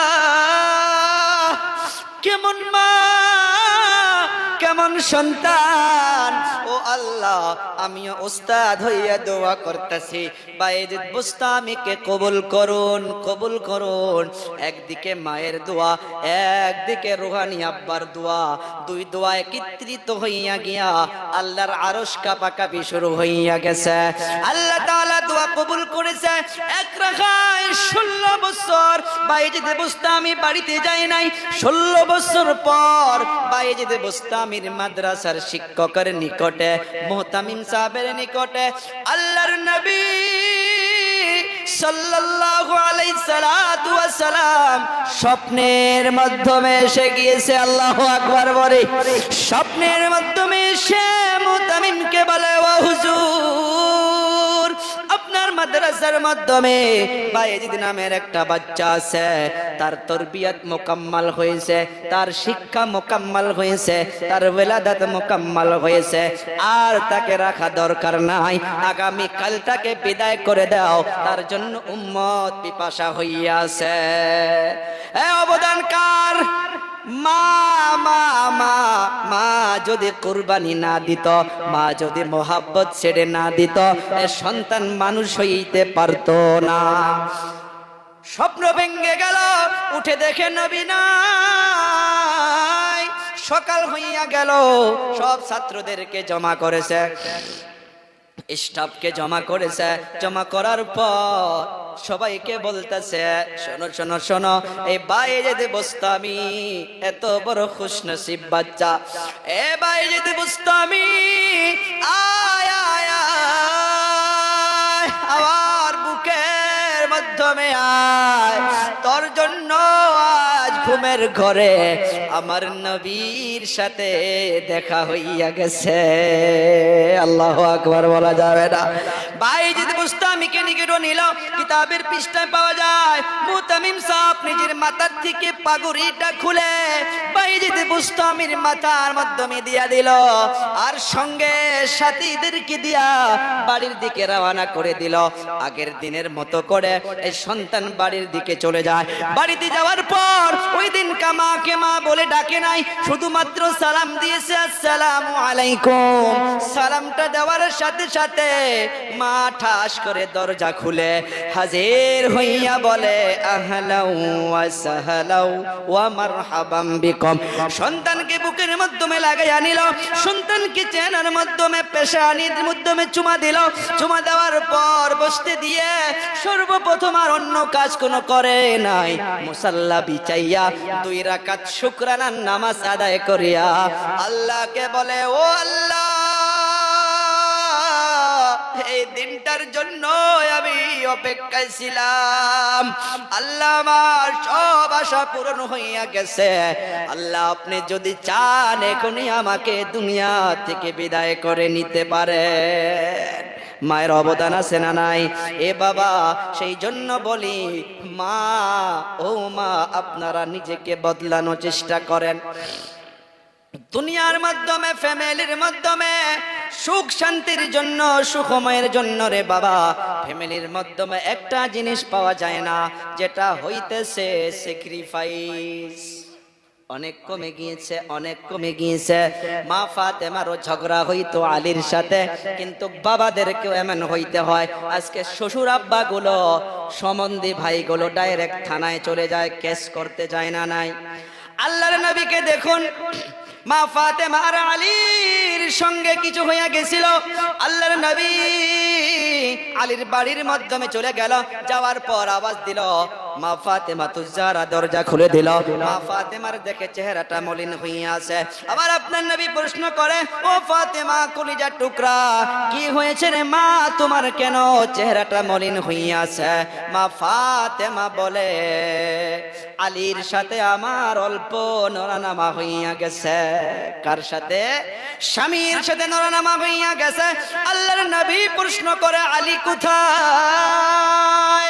শ্বশুর আলী কোথায়? বলে, জানি না, এদিকে গিয়েছে। আমার আপনার নবী আলীর তালাশে বাহির হইল। সুবহানাল্লাহ বলা যাবে না? আলী রাদিয়াল্লাহু তাআলা আনহুর তালাশে বাহির হইয়া গেল। গিয়া দেখে একটা জায়গার মাধ্যমে, বালুর মাধ্যমে আলী গড়াগড়ি করতেছে। বালুর মাধ্যমে মনে মনে কয়, বেটি জ্বলাইলো, আবার আব্বা আসলো। আলী রাদিয়াল্লাহু তাআলা আনহুকে আমার আপনার নবী গিয়া ডাক দিল, ইয়া আবা তুরাব। বালুর মাধ্যমে খেলাধুলা করার জন্য এই উপাধি দিয়া, লকাব দিয়া আল্লাহর নবী ডাকলো। আলী রাদিয়াল্লাহু তাআলা আনহুকে ডাকার সাথে, কারণ সাহাবা কিরামদের টার্গেট ছিল জান্নাত, জান্নাত। আল্লাহর নবী যেটা ইশারা করেছে, সাথে সাথে সেটাই মেনেছে। সুবহানাল্লাহ বলা যাবে না? আমার আপনার নবী আলীকে ডাকলো, রে আলী আয়। হাত ধরে নিয়ে গেল, মা ফাতেমার নিকটে নিয়ে গেল।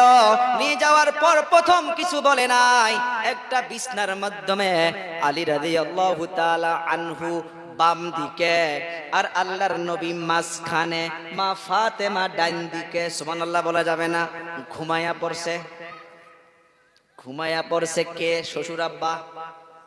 যারা বেটিকে বিবাহ দিয়েছেন এখান থেকে মেসেজ নিবেন, ডাইরেক্ট কেস করতে যাবেন না, ডাইরেক্ট থানায় যাবেন না, মেয়েকে ডাইরেক্ট বাড়িতে নিয়ে আসবেন না। ঝগড়া হইতেই পারে, স্যাক্রিফাইস করেন। আমার আপনার নবী আলী রাদিয়াল্লাহু তাআলা আনহুকে কিছু হাসির কথা বলে, সুবহানাল্লাহ। মা ফাতেমাকেও কিছু হাসির কথা বলে। শুরুতে বলে আলীও হাসে না, ফাতেমাও হাসে না। আল্লাহর নবী আরো কথা বাড়াইয়া দিল, বলতে বলতে বলতে বলতে আলীও হেসে দিল, মা ফাতেমাও হেসে দিল। দুইজনের হাত ধরে আমার আপনার নবী একত্রিত করে দিল। রে আলী, ও আমার কলিজা টুকরা ফাতিমা, এমন ভাবে যদি ঝগড়া করে থাকো, যদি নারাজ হইয়া থাকো, তুমি আমার মেয়ে হইতে পারো। ইন্তেকালের পর যদি তোমার স্বামীকে নারাজ করে চলে যাও, কবরে যাওয়ার পর আমি নবী হইতে পারি, তোমাকে কিন্তু আল্লাহ পাক ছাড় দিবে না। এই কত বড় কথা বলছে, এটা দেখছেন নি? ওজন করা যাবে? এ ফাতিমা, তোমার স্বামী যদি তোমার উপরে নারাজ হইয়া থাকে, তুমি কবরে চলে যাওয়ার পর আমি নবী কোনো কিছু করতে পারবো না, আল্লাহ তোমাকে শাস্তি দিতে পারে। এ ফাতেমা শোন, দুনিয়ার মাধ্যমে যদি আমি, এ আমার উম্মত শোনো, দুনিয়ার মাধ্যমে যদি আমি মানুষ হইয়া মানুষকে সেজদা করা হুকুম দিতাম, সেজদা করা হুকুম দিতাম, আমি সমস্ত স্ত্রীদেরকে বলতাম যে তারা যেন নিজের স্বামীর পায়ের মাধ্যমে সেজদা দেয়, কিন্তু মানুষ হইয়া মানুষকে সেজদা জায়েজ করা হয় না। এর দ্বারা মুহাদ্দিসিনে কেরাম লিখেছে সেজদা করা যাবে না, কিন্তু স্বামীর মর্যাদাটা বুঝাইয়া দিছে। সুবহানাল্লাহ বলা যাবে না? যখন হাসাহাসি শুরু হইয়া গেল, হাসাহাসি করে দেওয়ার পর, মিলে দেওয়ার পর আল্লাহর নবী চলে গেল। মা ফাতেমা দুনিয়া থেকে চলে যাওয়ার সময় এমন ওসিয়ত করে গিয়েছিল যে আমার ইন্তেকালের পর যেন কাউকে এলান করা না হয়, কাউকে যেন জানানো না হয়। কেন কেন কেন? কারণ দুনিয়ার মাধ্যমে আমাকে কেউ দেখে নাই, ইন্তেকালের সময়, আমার দাফন কাফনের সময়, জানাজার সময় যেন কেউ না দেখে। লম্বা ইতিহাস। কবরে রাখতে নিয়ে গেল, কবরে নিয়ে যাওয়ার পর কবরে রাখার সময় ওইজন সাহাবী বলে, রে কবর শোন, তোমার নিকটে কাকে রাখতাছি শোন।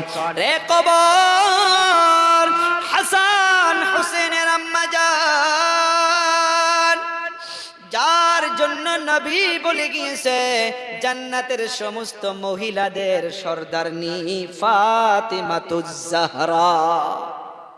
রে কবর, ইনার সাথে যেন ভালো আচরণ করা হয়। কবর কোনো শব্দ দিল না, আওয়াজ দিল না। রে কবর, হাসান হোসেনের মাকে রাখা হলো, ভালো আচরণ জানি করা হয়। রে কবর, আলিয়া হায়দরের স্ত্রীকে রাখা হলো, ইনার সাথে যেন ভালো আচরণ করা হয়। কবর কোনো আওয়াজ দেয় না। রে কবর, বিশ্ব নবীর মেয়ে, কিয়ামতের ময়দানে আদম বলবে ইয়া রাব্বি নাফসি, নূহ বলবে ইয়া রাব্বি নাফসি, ইদ্রিস বলবে ইয়া রাব্বি নাফসি, সমস্ত নবীগুলো বলবে আল্লাহ আমাকে বাঁচাও, আমার জান আমাকে বাঁচাও, আমাকে বাঁচাও। একজনই বাড়াবে যিনি বলবে ইয়া রাব্বি উম্মতি, ইয়া রাব্বি উম্মতি। ওই নবীর মেয়ে যিনাকে কবরে রাখা হইতেছে, ইনার সাথে যেন ভালো আচরণ করা হয়। তখন কবর থেকে আওয়াজ আসছে, শোনো, আমি এমন একটা জায়গা, আমি নবীর মেয়েকে চিনি না, আমি আলী হায়দরের স্ত্রীকে চিনি না, আমি হাসান হোসেনের মাকে চিনি না, আমি চিনি আমার নিকটে কে কত আমল নিয়ে আসে, ওই আমল মোতাবিক আমি তার সাথে আচরণ করব। মা ফাতেমাকে যদি কবর এমন ভাবে বলতে পারে, আর আমার আপনার আম্মা জান বোন ভাগ্নি গুলো যারা ঠোঁটের মাধ্যমে লিপস্টিক লাগাইয়া, যারা মাথার কাপড় ফেলে দিয়া বেপরদাগী হইয়া, যারা রাস্তায় রাস্তায় ঘোরাফেরা করে, যারা নামাজের ঠিকানা নাই, পর্দার ঠিকানা নাই, হালাল হারামের ঠিকানা নাই, ও আম্মা জান হাত জোর করে বলে যায়, হাত জোর করে বলে যায়, তোমরা ইন্তেকালের পর বা আমার মা ইন্তেকালের পর ওই কবর তাহলে কি আচরণ করবে? চিন্তার ব্যাপার আছে না নাই? এ বাবা, ঝগড়া ফ্যামিলিতে হইতেই পারে, লম্বা সময় কিছু শোনা যাবে আরো।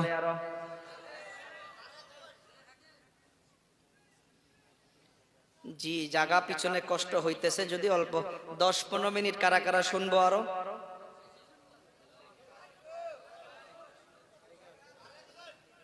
অল্প একবারে আসি, পিছনে দাঁড়াইয়া আছে অনেকগুলো যুবক।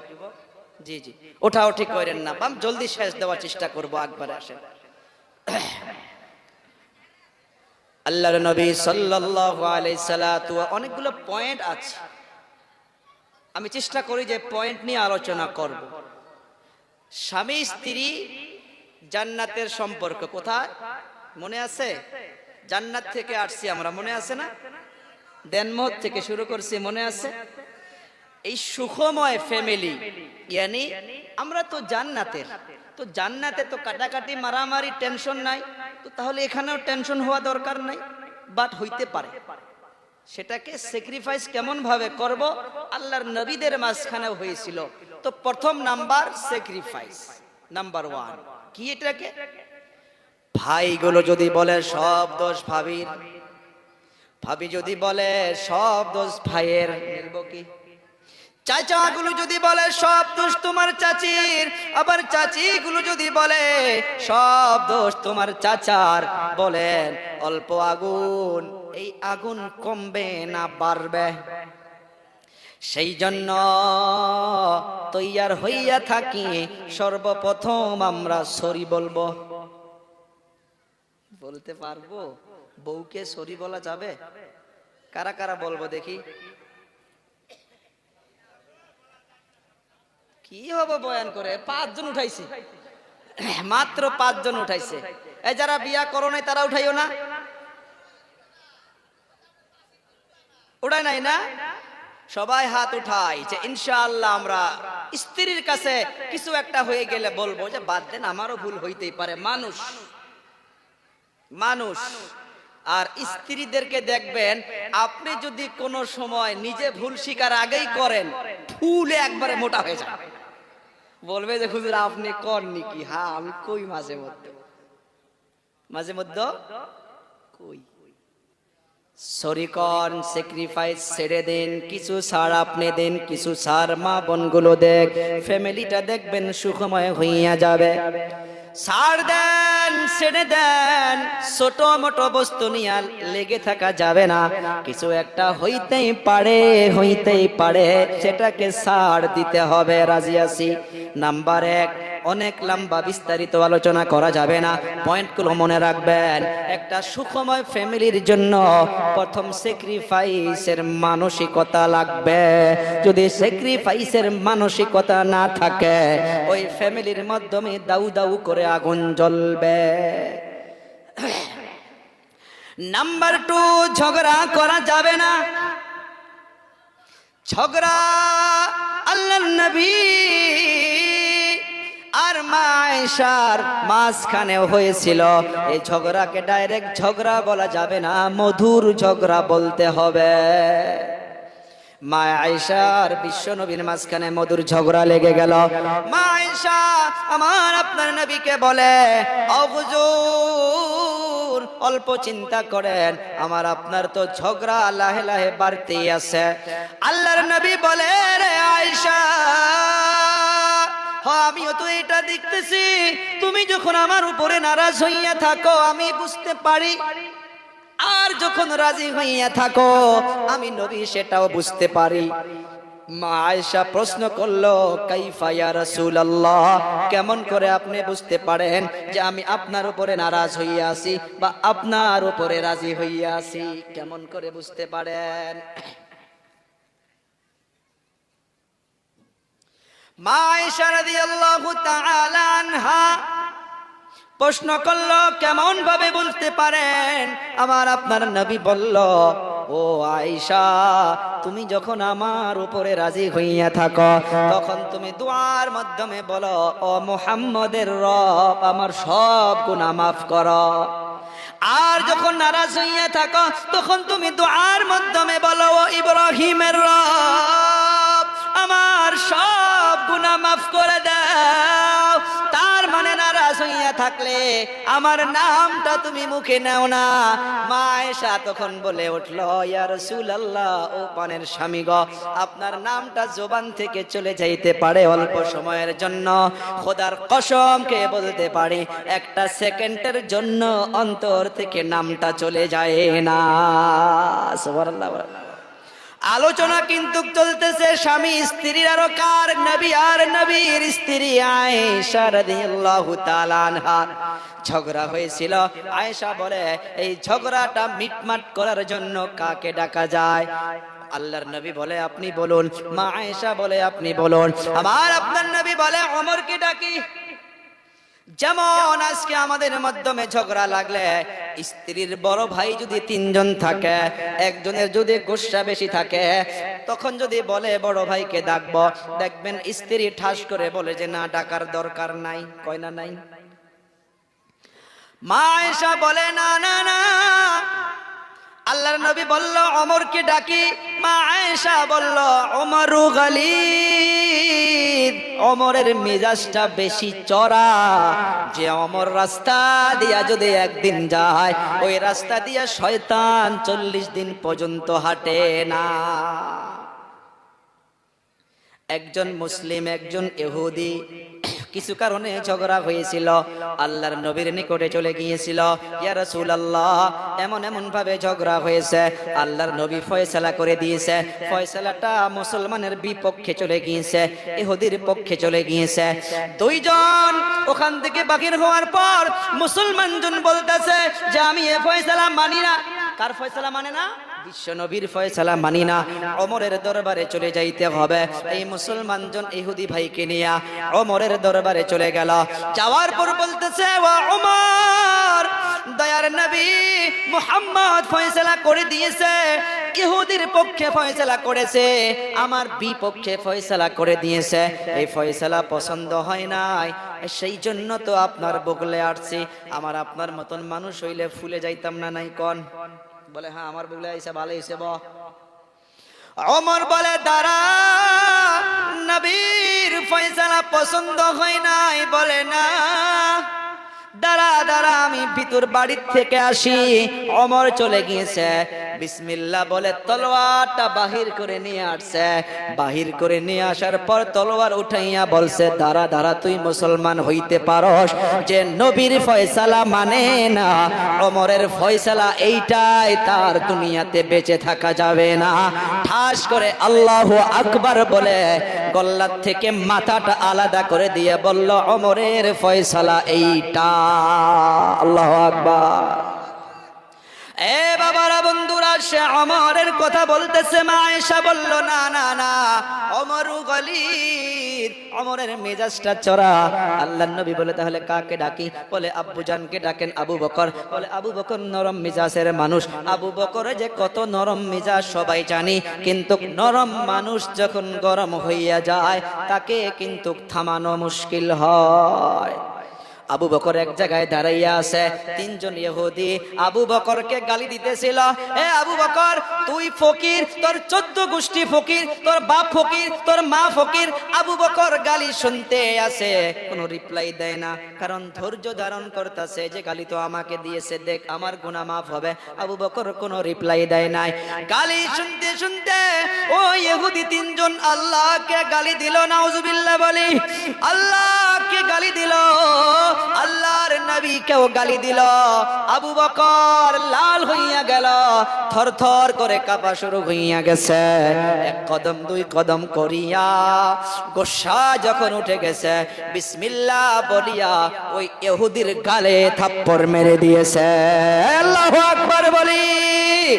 থাপ্পড় খাওয়ার পর আবু বকরের ওখান থেকে ওই ইহুদি ইহুদি তিনজন বুদ্ধি করে আগেই নবীর দরবারে গিয়েছে চালাকি করে। যাওয়ার পর নবীকে বলে, ও মুহাম্মদ, আপনার একজন সাহাবী বিনা দোষে আমাকে মেরেছে। আল্লাহর নবীর সাথে সাথে বলে, ওমরকে ডাকো। কি বলল? ওমরকে ডাকো। ওমর এসে গেল। ও হুজুর কি হয়েছে? বলে, থাপ্পড় মারছো। বলে, হুজুর আমি কিছুই জানি না। আল্লাহর নবী মার দেওয়া কথা শুনে মনে করছে ওমর ছাড়া কারো কাম হইতে পারে না। ওমর বলে, হুজুর কি বলেন? আমি তো কিছুই জানি না। ইহুদি বলে, ও মুহাম্মদ, ইনি নয়, আপনার সাহাবী যিনার নাম হইতেছে আবু বকর। আল্লাহর নবীও চমকে গেল। কি হলো, কি ঘটনা? আবু বকরকে ডাকো। আবু বকর এসে গেল। আসার পর আবু বকর আবার এই তিনজনকে দেখে আবার কাঁপনি শুরু হইয়া গেছে, কারণ নবীকে গালি দিয়েছে, আল্লাহকে গালি দিয়েছে।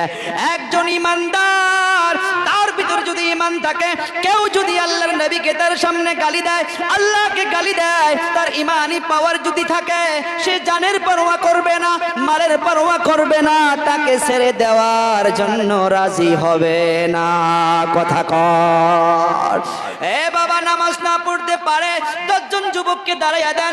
কেউ যদি 10 জন যুবকের সামনে আল্লাহর নবীকে গালি দেয়, তার লাশটা 5 মিনিটের মাধ্যমে যুবক করে দেবে না নাই? কারণ মুসলমানের ভিতরে ঈমানি পাওয়ার আছে না নাই? আবু বকর থরথর করে কাঁপতেছে। আল্লাহর নবী প্রশ্ন করলো, রে আবু বকর, তুমি কি থাপ্পড় মেরেছো? বলে, হ্যাঁ হুজুর মেরেছি। বলে, কিসের জন্য মেরেছো? বলে, হুজুর আমাকে গালি দিয়েছে, কিছুই বলি নাই। আপনি বলুন, আমার আবু বকরের জীবন থাকতে যদি আপনাকে কেউ গালি দেয়, আল্লাহকে গালি দেয়, আমি আবু বকরের জীবনটা শেষ করে দিব, কিন্তু তাকে ছাড়বো না। ও হুজুর, মেরেছি। আবার যদি পারমিশন দেন, এখানে দাঁড়াইয়া আছে, আমি এখনই শেষ করে দিব। আল্লাহু আকবার। ইহুদি বলে যে, ও হুজুর মিথ্যা বলতেছে, আমরা গালি দেই নাই। আল্লাহর নবী প্রশ্ন করে, ও আবু বকর, তোমার কেউ সাক্ষী আছে নাকি? ও হুজুর, আমার তো সাক্ষী নাই। কি বলে? আমার তো সাক্ষী নাই। আল্লাহর নবী বলে, রে আবু বকর, এদের তো 2 জন সাক্ষী আছে, আমি তো ফয়সালা ইনসাফের সাথে করতে হবে। তোমার সাক্ষী নাই, বিচার তোমার বিপক্ষে চলে যাইতে পারে, তুমি মানবা কিনা? আবু বকর মাথাটা নিচু করে বলে, ও হুজুর, আপনি যা করবেন আমি মাথা নিচু করে মেনে নিব। আমার আপনার নবী ইহুদিকে বলল, ও ইহুদি ভাই, জানের বদলে জান, থাপ্পড়ের বদলে থাপ্পড়। যাও 1 কদম 2 কদম করে আগ বেড়ে যাও, আর আমার আবু বকরের গালের মাধ্যমে থাপ্পড় দিয়া প্রতিশোধ নিয়ে নাও। ইহুদি খুশি হইয়া কদম উঠাইছে। এদিকে আল্লাহ তাআলার আরশ কাঁপাকাঁপি শুরু হইয়া গেছে। আল্লাহ বলে, আইনা জিবরাইল, এ জিবরাইল তুমি কোথায়? জিবরাইল বলে, লাব্বাইক ইয়া আল্লাহ। আল্লাহ তাআলা জিবরাইলকে বলে, রে জিবরাইল, তোমার চাকরি থাকবে না, 1 সেকেন্ডের মাধ্যমে জমিনে চলে যা। ওখানে যাওয়ার পর নবীর মাঝখানে, ইহুদির মাঝখানে দাঁড়াইয়া যা। ইহুদির থাপ্পড় যদি আবু বকরের গালের মাধ্যমে পড়ে, তোর চাকরি থাকবে না। তাড়াতাড়ি চলে যা। কারণ আবু বকর ওইজন সাহাবী, সারা বিশ্বের মানুষের আমল যদি, নেক আমল যদি এক পাল্লায় রাখা হয়, আবু বকরের হিজরতের রাত্রের সওয়াব যদি আর এক পাল্লায় রাখা হয়, সারা বিশ্বের মানুষের আমলের পাল্লাটা হালকা হয়ে যাবে, আর আবু বকরের একটা রাত্রের সওয়াব সবার থেকে ভারী হয়ে যাবে। আর ওই আবু বকরের গালের মাধ্যমে থাপ্পড় পড়বে, যার জন্য নবী বলে গিয়েছে, ক্বালান নবী সাল্লাল্লাহু আলাইহি ওয়াসাল্লাম আবু বকর ফিল জান্নাহ, প্রথম নম্বরে নাম আছে না নাই?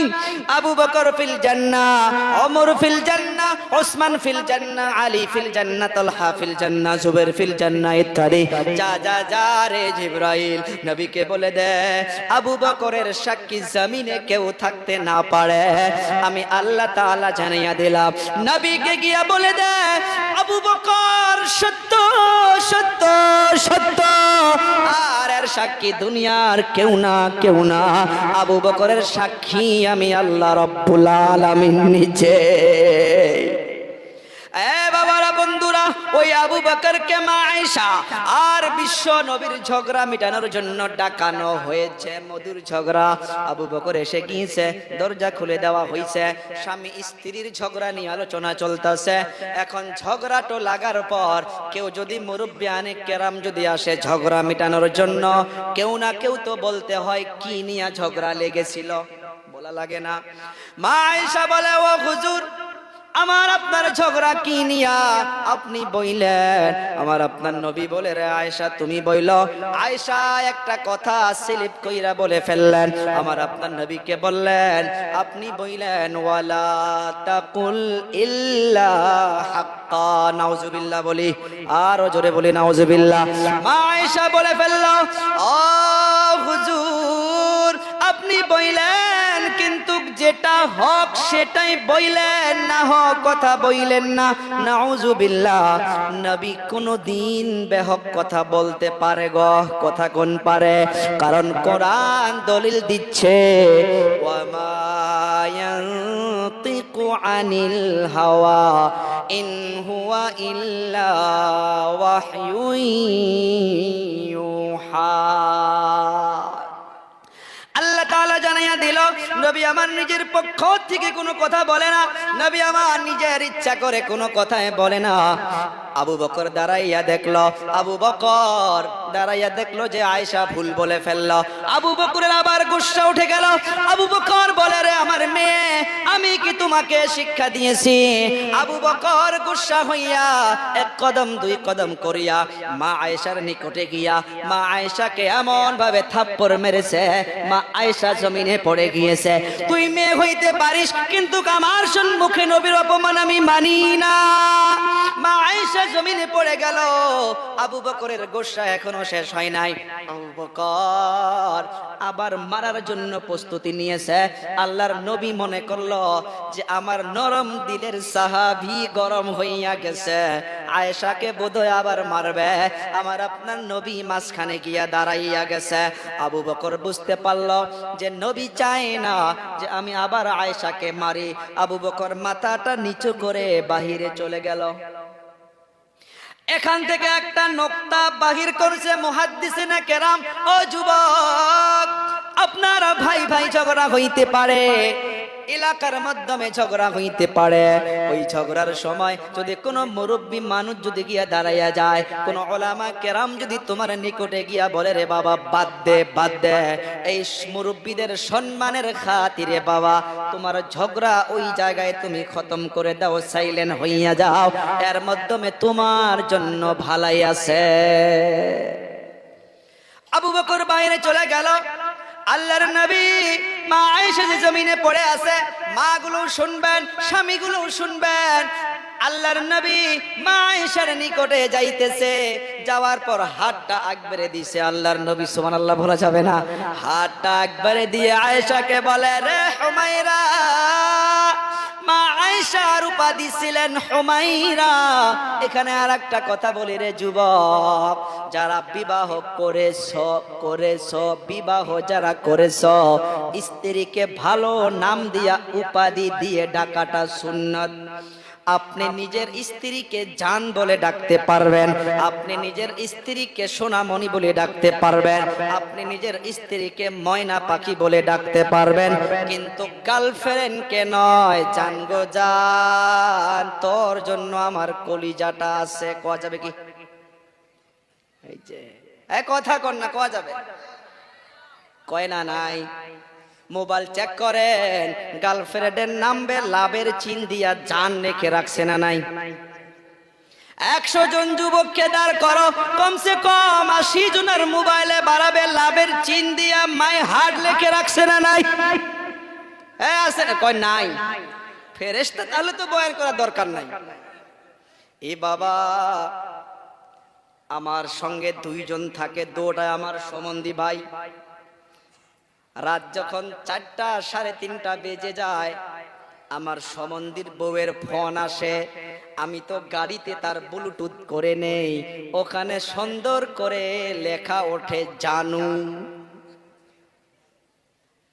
আমি তখন ওনাকে বললাম, আলহামদুলিল্লাহ, আল্লাহ তোমাদের মোহাব্বতকে কায়েম ও দায়েম রাখুক। আল্লাহ এমন ভাবে সব স্বামী স্ত্রীকে মোহাব্বতে রাখুক। একদম ওপেন ভাবে বললাম ওলামা কেরামদের কাছে, শোনেন, স্ত্রীকে জান বলে, পান বলে, কিন্তু মোহাব্বত বলে সুন্নত মনে করে ডাকবেন, সওয়াব আছে না নাই? এ বাবা, আল্লাহর নবী ডাকলো, রে হুমায়রা, আজ যদি আমি না থাকতাম তোমার আব্বা তোমাকে মেরেই ফেলতো। কি বলছে? তোমার আব্বা তোমাকে মেরেই ফেলতো। আল্লাহর নবী মা আয়েশা রাদিয়াল্লাহু তাআলা আনহাকে বলার পর মা আয়েশা দেরি করে নাই, এমনি আল্লাহর নবীর হাতে হাত দিয়া ধরে বলে, হ্যাঁ আপনি ঠিকই বলছেন। মা আয়েশা উঠে গেল, আল্লাহর নবীও হাসলো, মা আয়েশাও হাসলো, দুজনে মিলামিলি করে হাসাহাসি শুরু করলো। আবু বকর বাহির থেকে দাঁড়াইয়া দাঁড়াইয়া বলে, আরে এখনই বিশ্বযুদ্ধ ছিল, আবার হাসাহাসি কি ঘটনা? আওয়াজ দিল, আবু বকরকে ডাকা হলো। আবু বকর ভিতরে এসে গেল। আবু বকর আসার পর বলে, রে মা, ও আল্লাহর নবী সাল্লাল্লাহু আলাইহি সাল্লাম, যখন তোমরা এমন ভাবে খুশির সময় থাকো, শুধু দুঃখের সময় বাবাদেরকে মনে কইরো না, সুখের সময়ও এমন ভাবে বাবাদেরকে মনে করিও। কারণ বাবারা যখন মেয়েদের সুখ দেখে, ওই বাবা মাদের অন্তর সুখের মাধ্যমে ভরে যায়। কথা কোন যায় না নাই? এ বাবারা, বন্ধুরা, ঝগড়া হইতেই পারে। যেমন করে মা আয়েশা, যেমন করে বিশ্ব নবী স্যাক্রিফাইস করেছে, ছাড় দিয়েছে, ছাড়াড়া করে মিলাপ্রীতি হইয়া গেছে। আল্লাহর নবী বলে গিয়েছে, শোনো শোনো শোনো, শয়তান, মুসনাদে আহমদের একটা বর্ণনায় পেয়েছি, শয়তান তার নিজের মসনদটা একটা পানির মাধ্যমে নিয়ে বসে থাকে, আর সমস্ত ছেলেদেরকে দিনের মাধ্যমে পাঠাইয়া দেয়, যাও কে কি কি করতে পারো। কেউ মাথা ফাটাইয়া আসে, কেউ মারামারি করে আসে, আর একজন ল্যাংরা, একজন লাহে লাহে এসে বলে, আমি কিছু করতে পারি নাই, আমি অমুক গ্রামে স্বামী স্ত্রীর মাধ্যমে ঝগড়া লাগাইয়া তাদেরকে ডাইভোর্স পর্যন্ত আমি পলাইয়া দিছি। তখন ওই মেন শয়তান তাকে ঘাড়ের মাধ্যমে নিয়ে নাচানাচি করে। অন্য শয়তানগুলো বলে, ও সর্দার, বেইনসাফি হইল, ভাই ভাই মারামারি লাগাইয়া দিয়া মাথা ফাটাইয়া হাসপাতালে এডমিট করে থুয়ে দিছি, আমাদের পুরস্কার নাই, আর মাত্র স্বামী স্ত্রীর মাঝে আলাগ করে দেওয়াছে, এদের এত পুরস্কার কেন? তখন শয়তানের সর্দার বলে, রে শোনো, আল্লাহ তাআলা বলেছে যে স্বামী স্ত্রী যে ফ্যামিলি মুহাব্বতে থাকে, ওই ফ্যামিলির মাধ্যমে দিন রাত 24 ঘন্টা আল্লাহ রহমত বরকত অবতীর্ণ হয়। আর স্বামী স্ত্রী মুহাব্বতে থাকলে আল্লাহ রাজি হয়।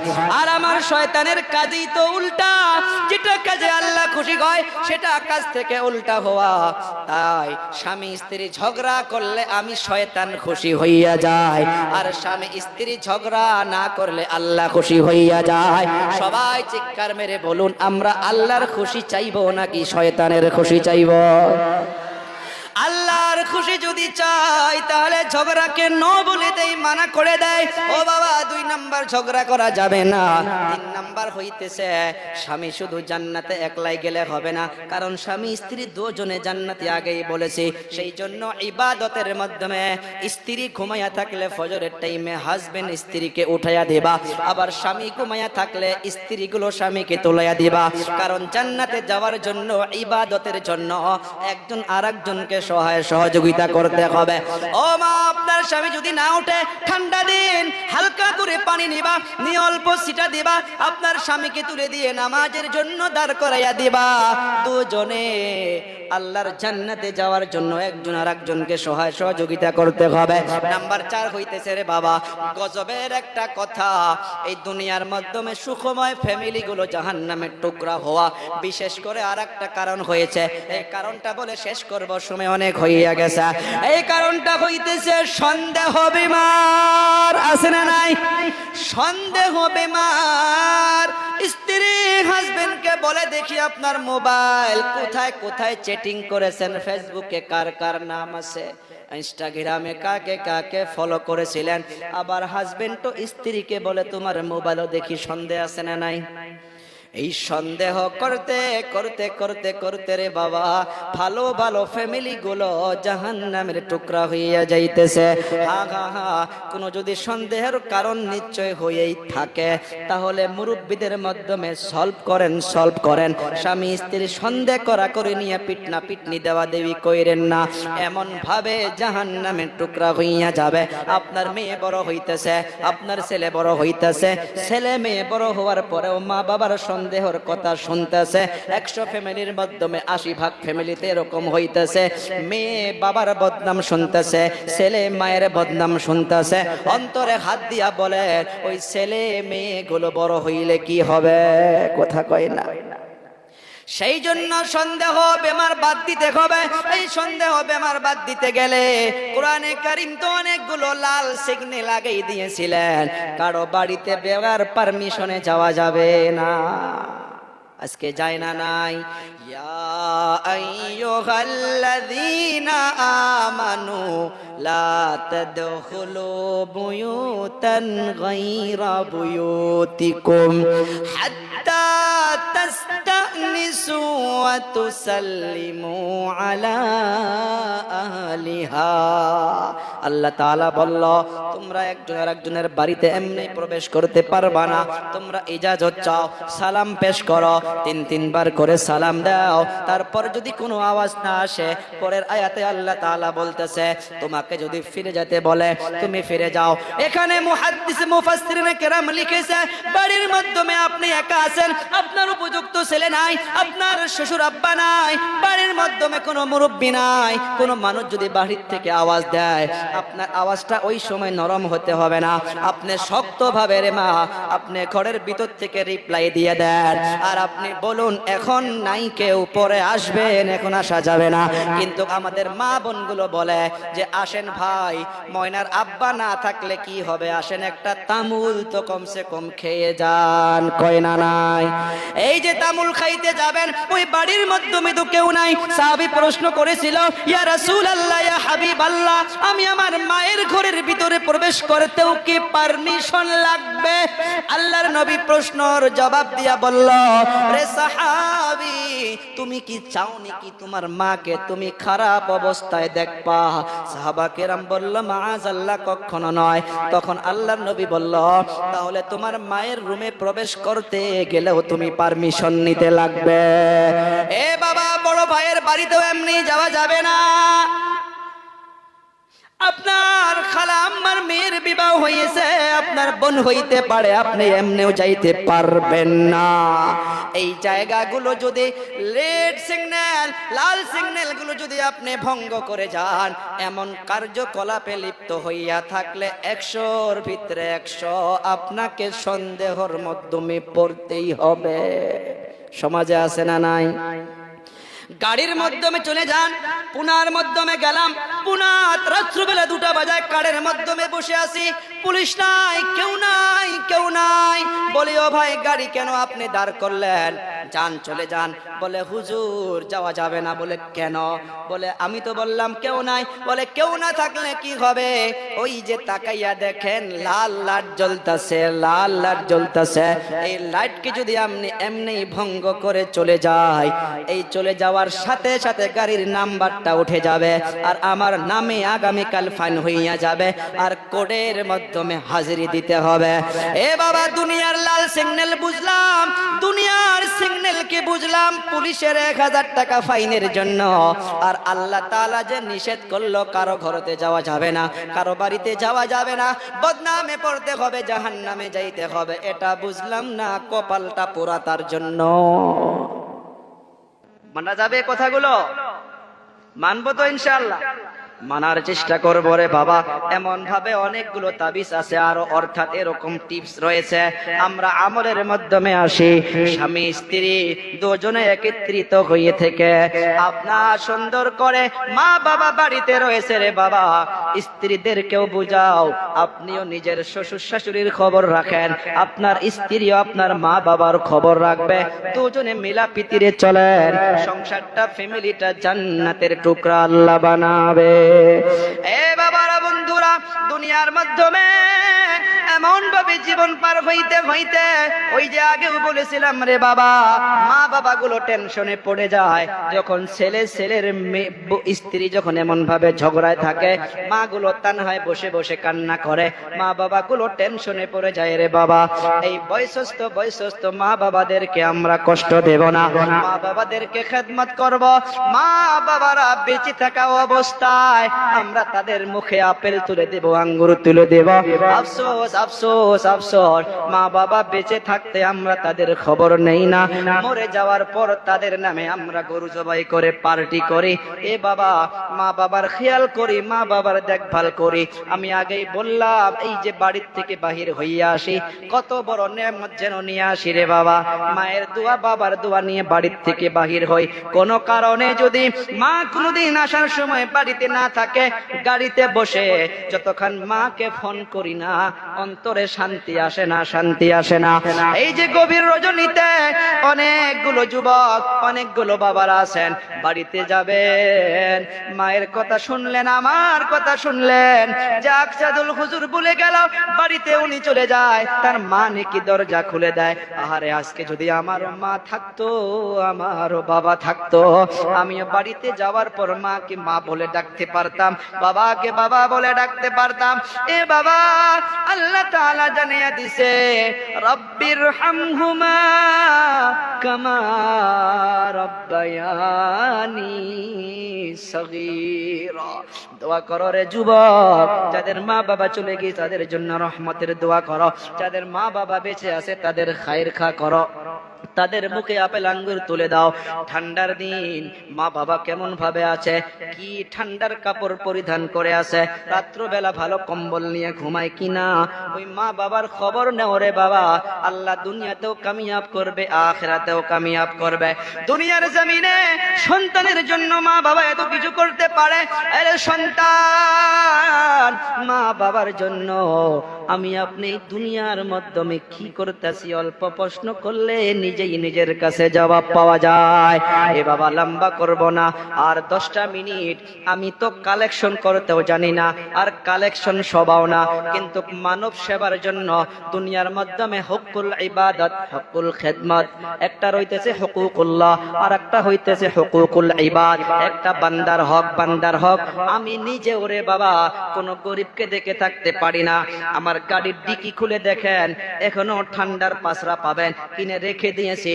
ওরকম গরিব মানুষ পাইলে তার উপরে চড়াইয়া দেয়, অন্তর থেকে দোয়া দেয়।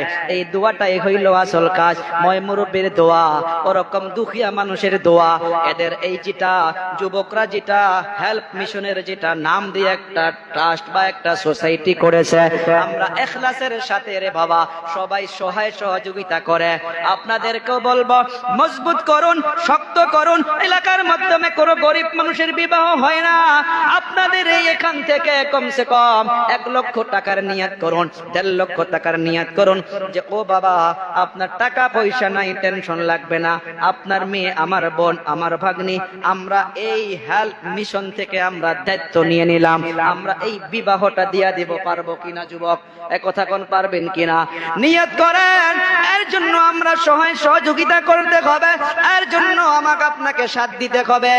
অনেকগুলো জায়গায় এই জিনিসগুলো পাওয়া যায়। এই বছর 4টা প্রোগ্রাম করলাম এরকম ভাবে সোসাইটির অনেকগুলো তাদের কাজ। ঠান্ডার দিনে কম্বল নিয়ে এসে স্টক করেছে, বাড়ি বাড়ি রাত্রবেলা ঢুকতেছে। যে বাড়ির মা বোনগুলো ঠান্ডার মাধ্যমে কম্বল গায়ে দিতে পারে না, তাদের শরীরে কম্বল দিয়ে দিতেছে। বলুন, হাত তুলে দোয়া করার দরকার নাই? রাত্রবেলা কম্বলটা গায়ে দিয়ে ঘুমাবো, সুন্দর করে ঘুম হইয়া যাবে। ফজরের নামাজে যখন উঠবে, এই সোসাইটির জন্য, এই যুবকদের জন্য যে কম্বল ডোনেট করবে তার কথা মনে পড়বে না নাই? আর যখন মনে পড়ে যাবে, একবার হলেও তাদের জন্য দোয়া বাহির হইয়া যাবে। দুনিয়ার মাধ্যমে শুধু হাত তুলে দোয়া করলে হয় না, একজন আর একজনের অন্তরকে খুশি করতে পারলে আল্লাহর আরশ খুশি হইয়া যায়, এইটাই দোয়া লেগে যায়। আর একজন আর একজনকে কষ্ট দিলে এইটাই বদদোয়া হইয়া যায়। আমিও আসি রে বাবা, আমিও এই হেল্প মিশনের সঙ্গে আমিও ওয়াদা করতেছি, আমিও নিজেও সাথ দেব, সাথ দেব, সাথ দেব রে বাবা। আমিও আপনাদেরকে কিছু চাদরের ব্যবস্থা করে দিব, কমসে কম 100-200 চাদর দিয়া দিব। তোমরা এই সোসাইটির নামে তোমরা মানুষকে, আল্লাহকে দেখানোর জন্য তোমরা গরিবদেরকে, দাদিদেরকে, নানিদেরকে পাসরা দিয়া দিবা। এ বাবারা, বন্ধুরা, আপনারাও 7 দিন যদি মাল দৌলত আছে, আপনারা 10টা মিনিট রে বাবা এই গরিবদের সহায়ের জন্য আপনাদেরকে একটা অনুরোধ করব। আপনাদের এলাকায় যতগুলো মাদ্রাসা আছে, আপনারা মাদ্রাসাও যাইতে হবে। ডাল নাই, চাল নাই, বাচ্চাদের জ্যাকেট নাই, আপনারাও খবর নিতে হবে, মক্তবের মাধ্যমে যাইতে হবে। অর্থাৎ একটাই নিয়ত রাখতে হবে, আল্লাহ এবং আল্লাহর রাসূলকে রাজি খুশি করার জন্য। আমরা সাথ দিব সবাই ইনশাআল্লাহ, আমরা সবাই সাথ দিব রে বাবা।